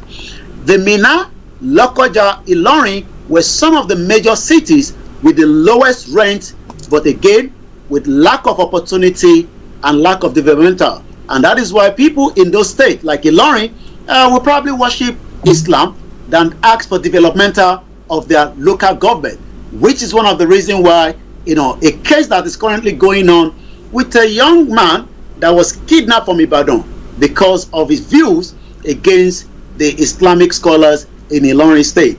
But again, as we say, Nigeria has a lot of problems. We can only say may Nigeria never happened to us, as again another motor accident took place over the weekend with more people being killed. Ogun State and the ex-governor Daniel's wife have clashed. It seems that when there's a problem between former and previous governor, you just have to demolish whatever building that they have. Ogun State ex-governor Daniel's wife clashed over plaza demolition. The Ogun State government said it took proactive measure by the partially pulling down Dakam Plaza at Ijebu-Ode that was said to be owned by another former governor's wife, Olufunke Daniel. It seems that maybe they say a trailer has passed through both of them. Benga Daniel is currently a senator, but the government called the plaza an illegal structure without an approved plan and added that it contravened the state physical planning law.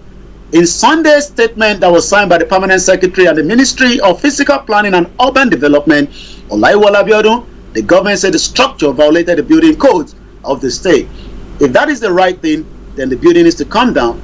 But the question is, who gave the approval for the building to go ahead in the first place? That is the Nigerian magic of today.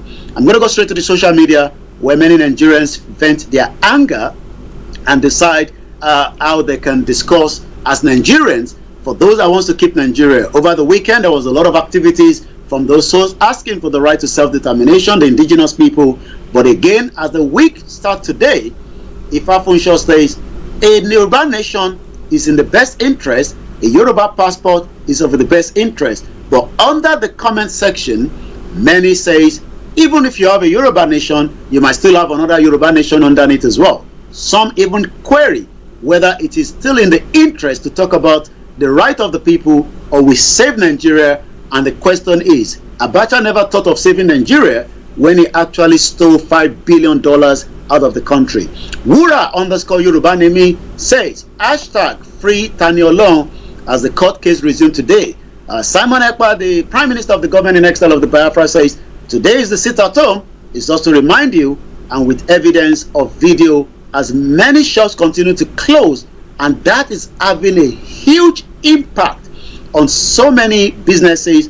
But those in that region says we are okay with that as long as Nnamdi Kanu is still in the custody of the DSS. Releasing Nnamdi Kanu and maybe sit at home would definitely be something of the past. So as that continue, then we look into more as well. I read something about a particular doctor that had operation on someone until they realized that the kidney had been removed. And that is some of the so many issues of kidney that has been stolen from individuals until they find out that they are. There's a picture of the President Bola Tinubu that has now surfaced at the G20 where others were engaging with each other, and it seems that there was no leader with him. Maybe it was a time for reflection, but you wonder why there was no other person engaging the president. I'm going to bring that up. That has currently been circulating on the social media this morning as we're still discussing what took place at the G20. We're going to bring that up in just about a few minutes, but let's take one more from the social media, then I'm going to return back again to you in the studio. It is still Starr Radio UK, the finest African and Caribbean radio station in London. And what are Nigerians saying again? As more Nigerians are asking questions, these also says, again, court fast-track the release of Tinubu's Chicago record to Atiku before the Supreme Court filing deadline. Whether that is still going to be of any usefulness, we will have to wait and see if that can be used against Bola Tinubu with Atiku.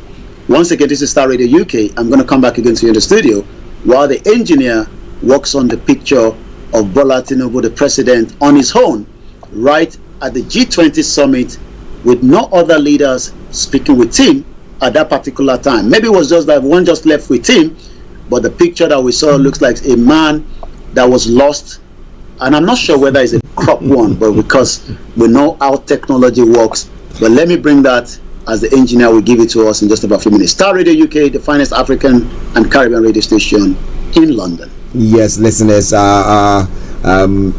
White Lion himself in the North London studios, myself here in the South, and we bring you updates from Nigeria. But the president, at times it's good to be alone. He was reflecting on all the deals that he's making, maybe how it's going to impact Nigerians. So if you just saw him by himself, which technical team are doing their best to put that picture across, to see him by himself, maybe that is why he's there.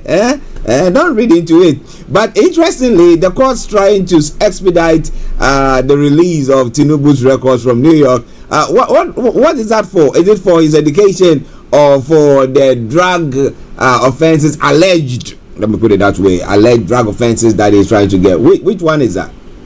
I think it's got to do with qualification. Remember, there's a lot of queries on his qualification. So Atiku is trying to get that from Chicago. The government is trying to stop it, but it seems that Atiku might eventually have his hands on it anytime soon.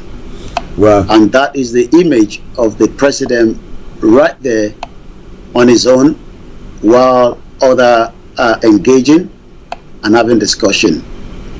Well, if he has finished talking to somebody, he has to wait and see the next person who is also free. Then he can also walk to go and talk to the person. In defense of the president, of course. Maybe I have to, myself and Yomi will have to be a spokesperson for the president. Who knows?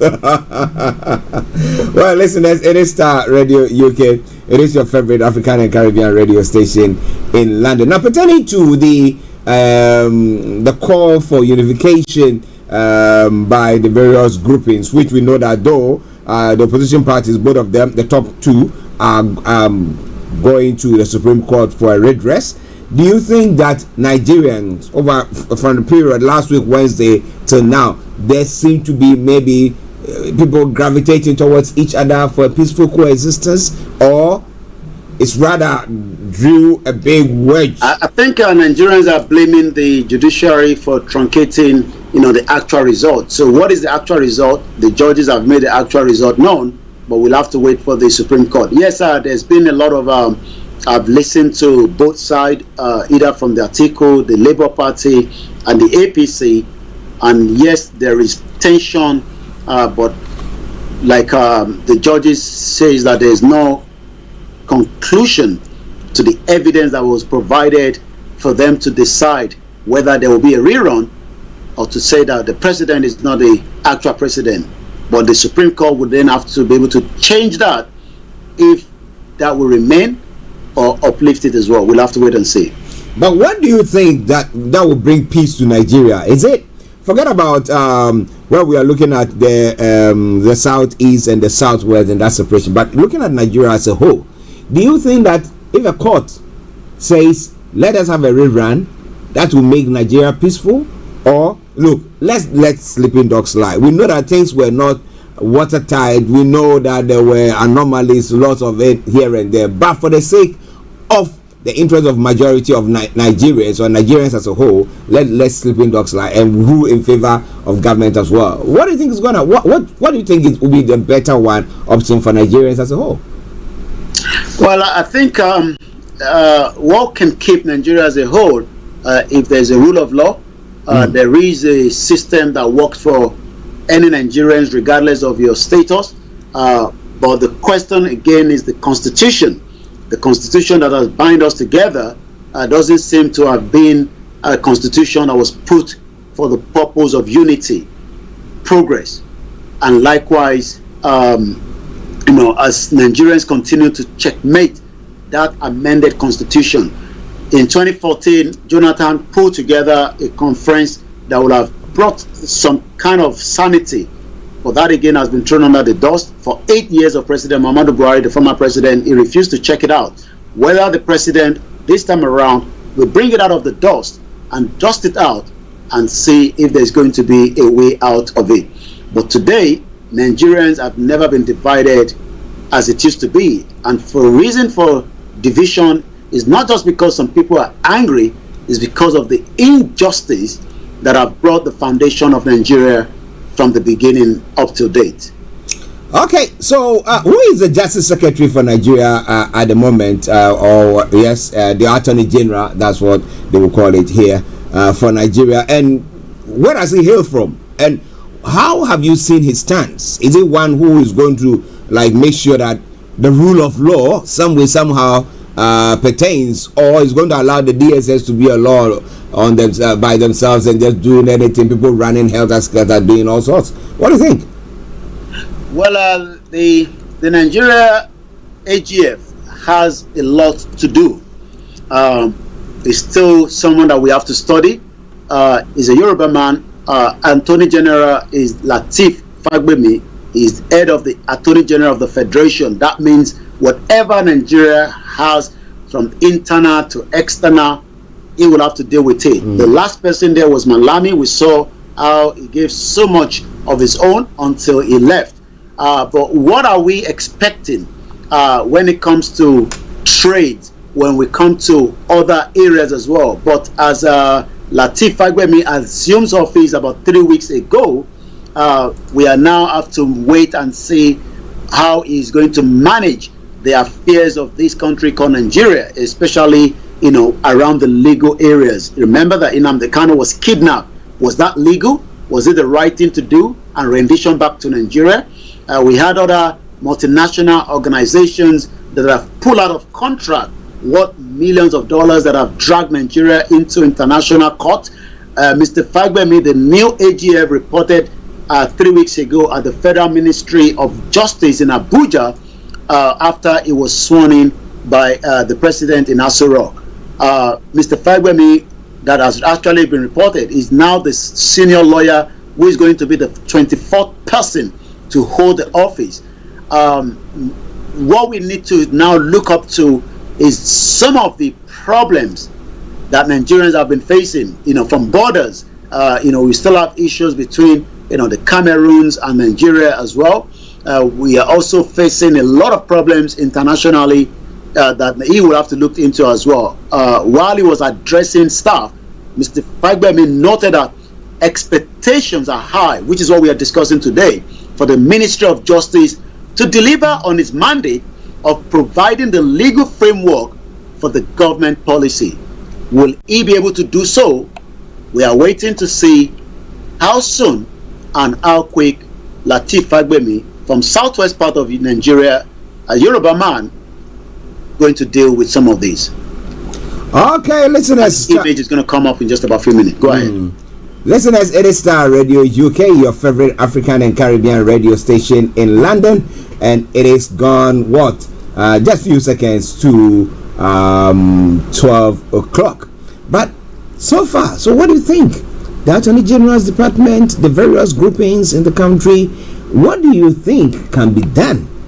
Well, maybe he can crack the whip. Maybe he will be able to hold things together, as we see the president doing in various states in the country. But do you, as a listener or a viewer, feel satisfied with the performance so far?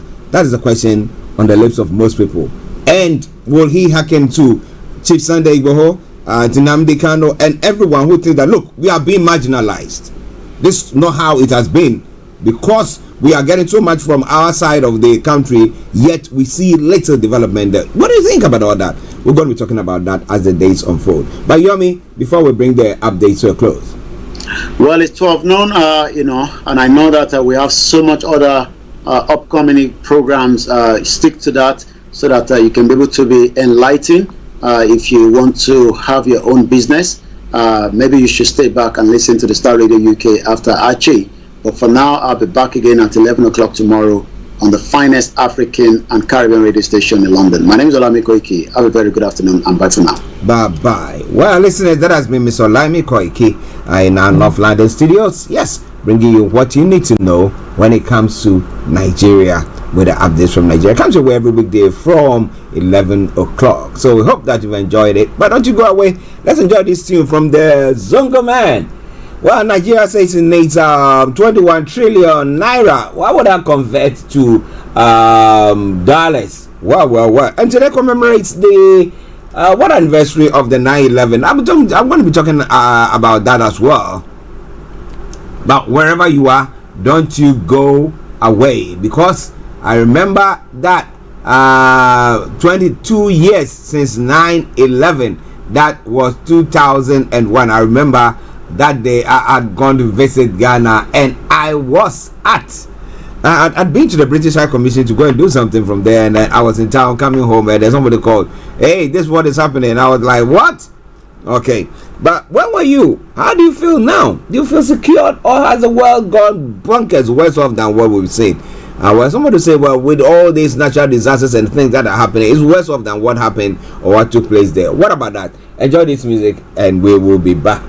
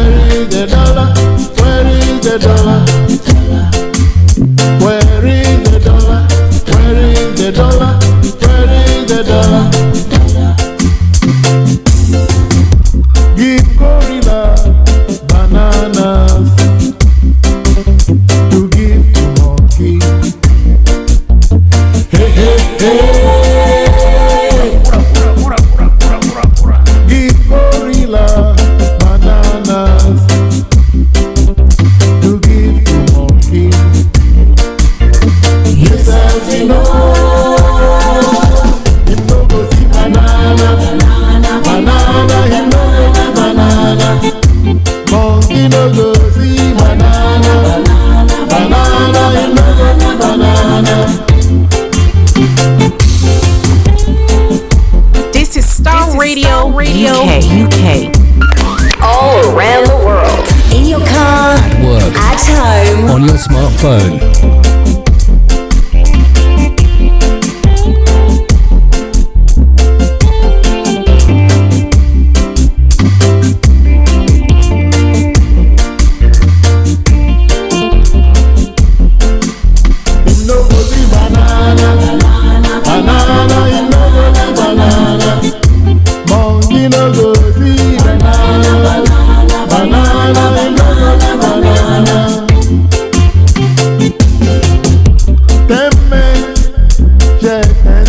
Well, 10 men shared $10 and one didn't get one. For the $10 and it's in the dollar notes each out, so we got 10 $1 notes, and well, they shared it and one didn't get any. That is the story of Africa, where things are shared and then some people are looked over, but somebody say, well, maybe it's not the fault. If they are fresh notes, some stuck together, that might be what is happening there. But wherever you are, it is Starr Radio UK. It is your favorite African and Caribbean radio station in London. Let me announce the lines open. If you want to join in the conversation, it's 0208-133-2257 or 58. 0208-133-2257 or 58. And then if you happen to be in the US, Canada, or the Caribbean area, it's 0017183032737. 0017183032737. You can text or WhatsApp me. It is 075-3966-1744. 075-3966-1744. Our Twitter handle is Starr Radio UK, and email address is info@starradiouk.com. So wherever you are, stay tuned and don't you go away. You can also Skype at us. Skype by the Starr Radio UK1. What do you think about that? Stay tuned. Okay, now let's move on to other parts of the world. As I did say, today marks the 21st anniversary, the 22nd anniversary of the 9/11 attacks that took place by 1:14 p.m. That will be the exact p.m. that BST, British Summer Time. That will be exact time that the attacks took place, started taking place in the US. But what lessons have been learned? When you talk about the fact that, look, when the Second World War took place and everything was said and done, and the Nazis were conquered and everything, we said we have to make sure that this doesn't happen again. I remember there was that war in Europe as well. What was the name of that one? Is it Bosnia and all that bit, where there was was a cleansing exercise that was going on. The Muslims were being massacred in that particular part of the world, and then we will sit back, and then when one is resolved, we say we have to make sure that nothing of this sort happens again. But now, what are we seeing in Ukraine? Worst of things happening. What did we see after the aftermath of 9/11?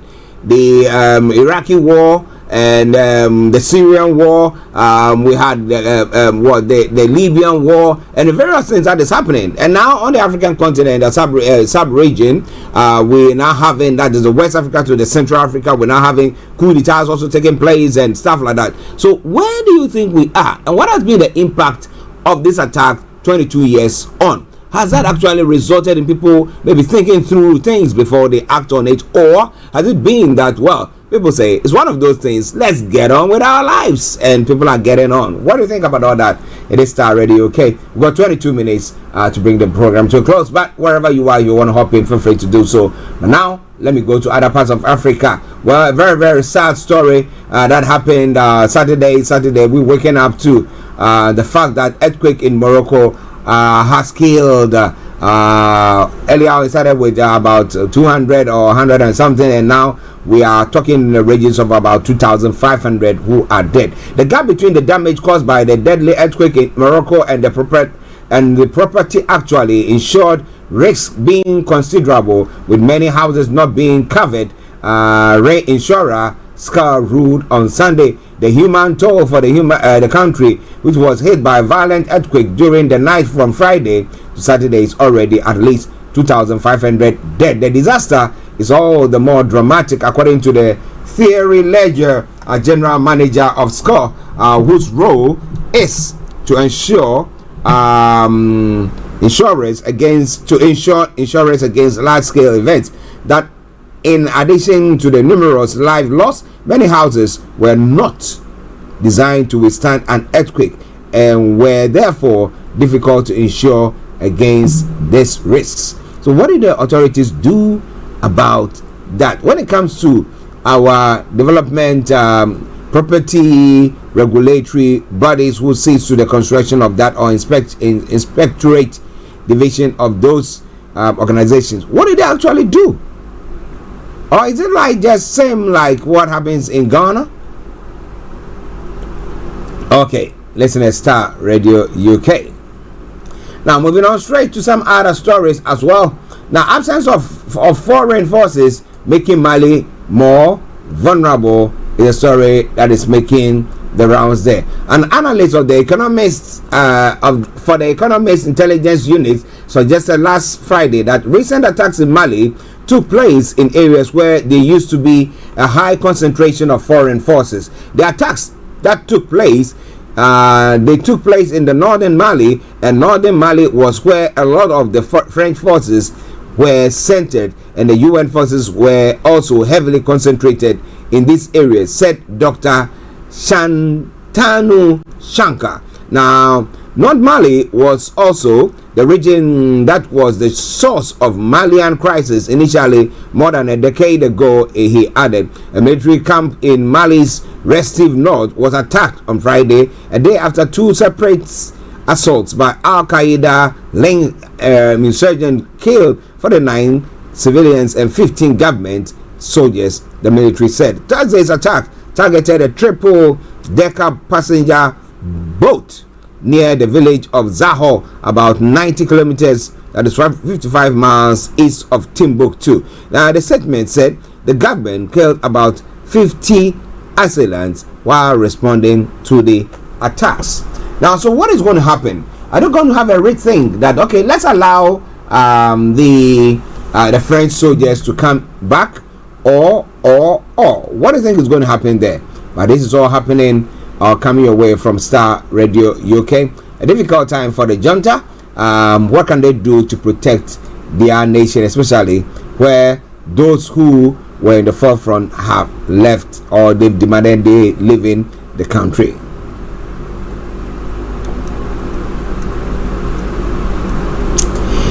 In Niger's military regime has accused France of deploying forces in several West African countries with a view to military intervention. Now, relations with France, Niger, former colonial power, degraded swiftly after Paris stood by ousted President Mohamed Bazoum following the July coup.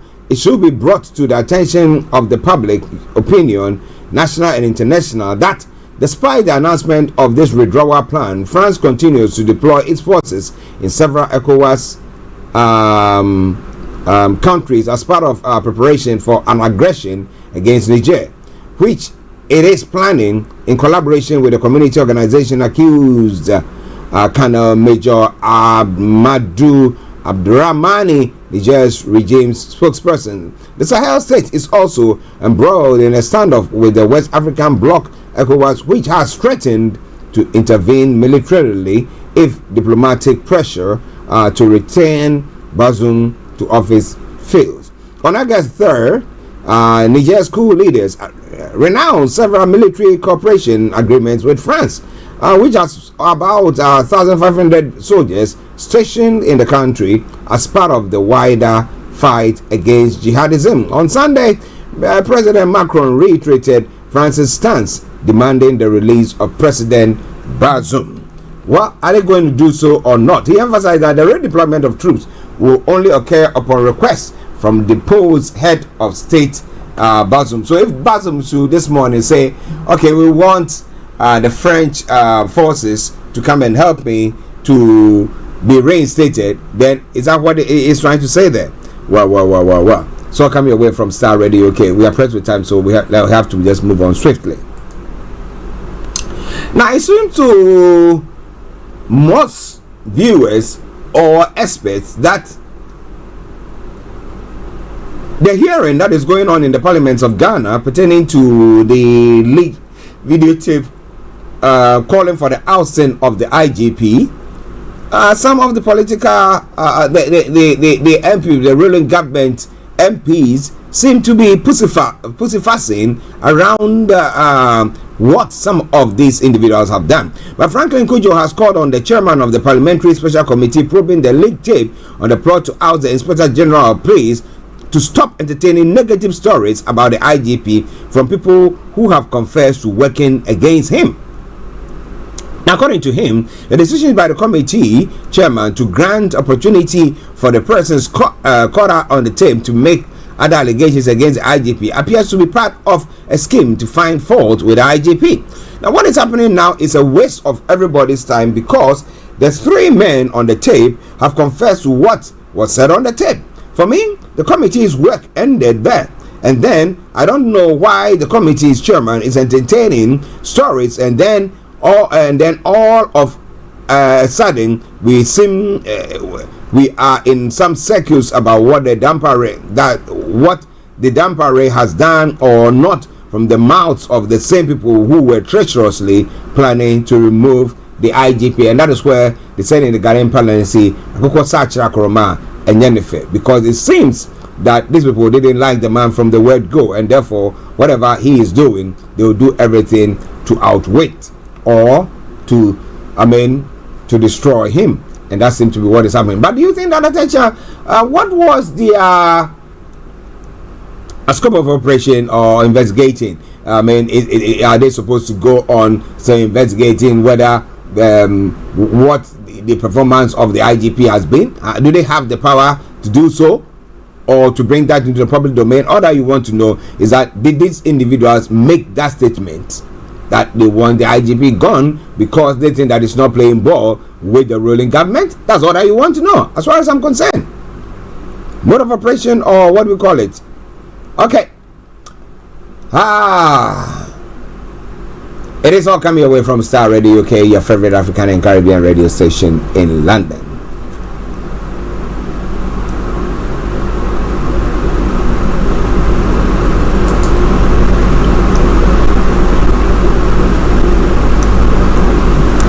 But the IGP will be appearing before the committee on Tuesday, and I'll be bringing you more on that.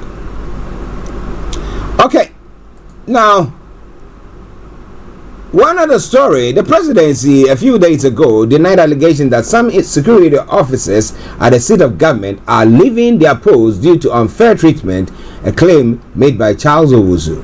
The communications director of the presidency, Eugene Ahin, in a press release said the allegation is untrue.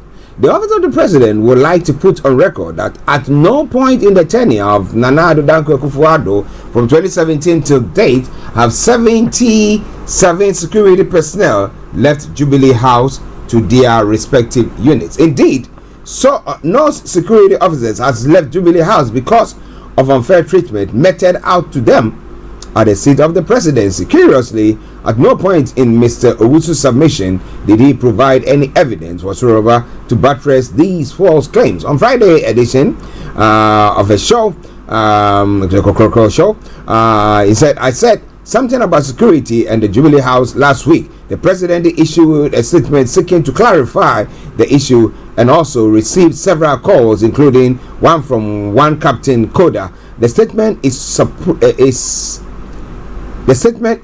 superior, and he also maintained that nothing of a sort has happened.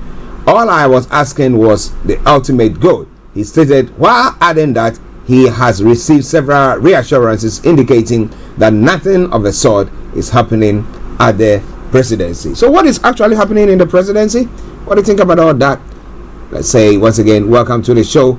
And let me say good afternoon, about in Ghana it will be morning, to my daughter-in-law, Princess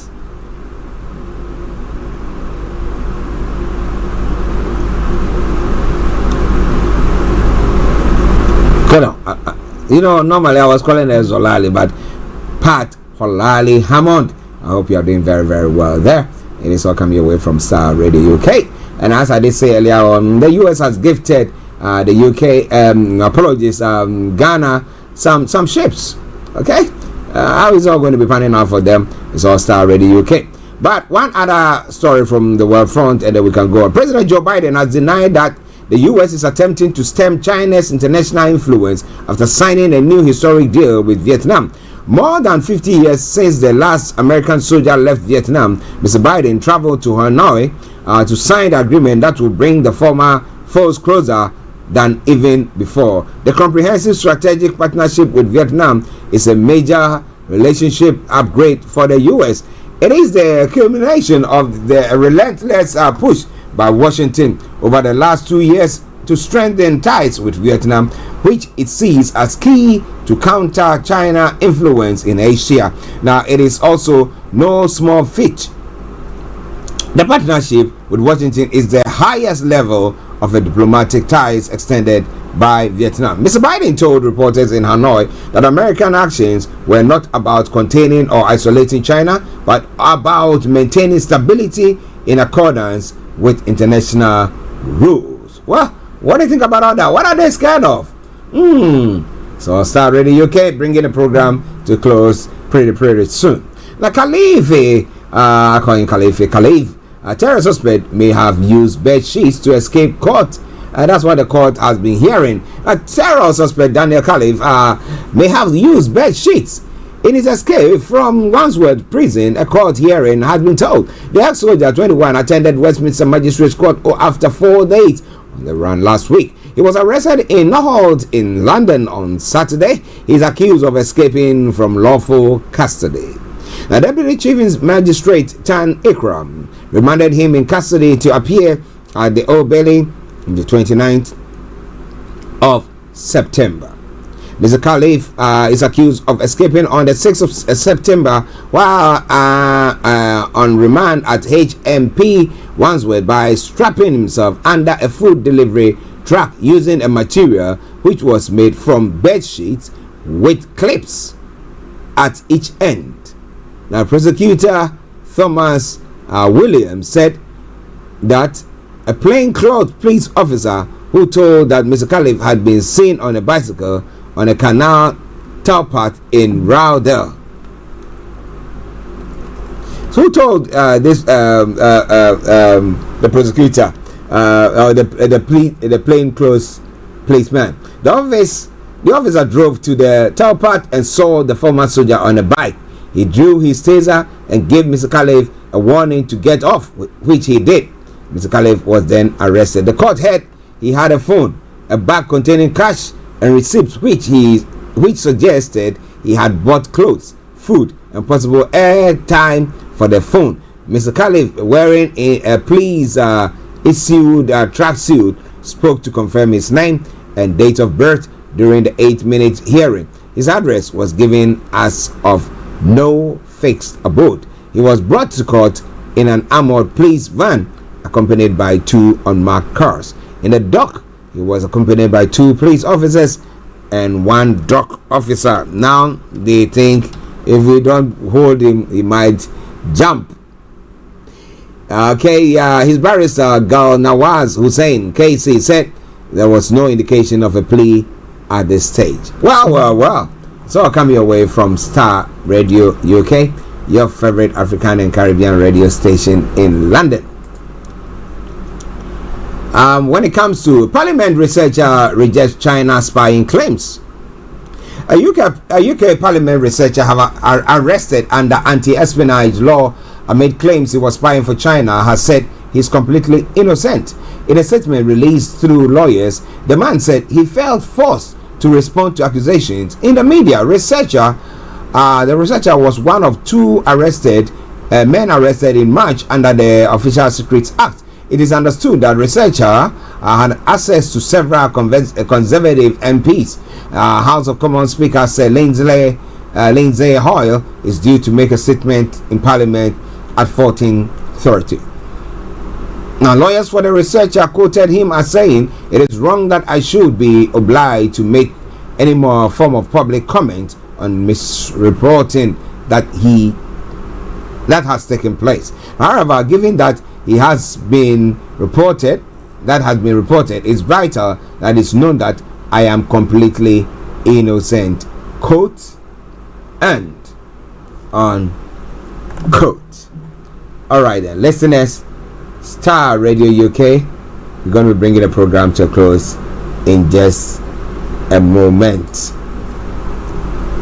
Now, a military truck driven through Police Road block in Taunton. It's one of the scariest one. A man has been arrested on suspicion of attempted murder after a military truck was driven through a police road block. Officers attended an address in northern Fitzwarren near Taunton at 1640 BST on Sunday after reports a man made threats to a person living there. When they arrived, the 41-year-old left the address in a privately owned truck, which was driven into two police cars. No one was injured though, police staff said. The man was arrested and is in police custody. Evans and Somerset Police said that in total 9 vehicles were damaged, including 4 police vehicles, after driving through the roadblocks, which caused extensive damage to the police cars. The truck hit a parked car and a signpost. The man then drove to the A361 bridge over the M5 in Somerset, roughly 6 miles away, where he left the vehicle. Now, interesting, if you look at some of the crashes and everything that he's done, what was he trying to do? Did he think that it was a movie or something of the sort? Well, it's all coming away from Starr Radio UK, your favorite African and Caribbean radio station in London. And this is where I bring the program to a close for today. As I did say, HRH, let me say once again, good afternoon to you and baby Yasantua and Mr. Pallien there as well. Has to see to some urgent stuff, so we will bring the program to a close for today. But remember, tomorrow there's going to be the special program from BB Clement. It's going to be a smasher of a program because she's going to be having all the various speakers who are going to be joining her on the October program, where it's talking about real estate. So make a date with her when she comes your way. But for now, it's been me, your one and only Archie, saying have a top of the day, but continue to enjoy this tune from the Zongo Man. Well, it says, where is the dollar? I need a dollar.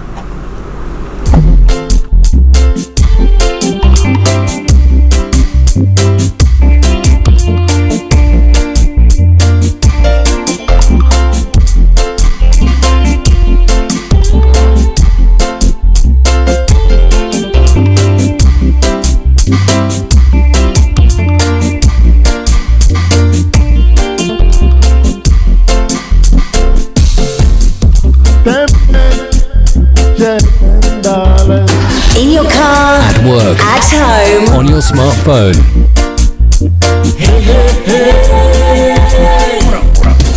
Thanks for listening.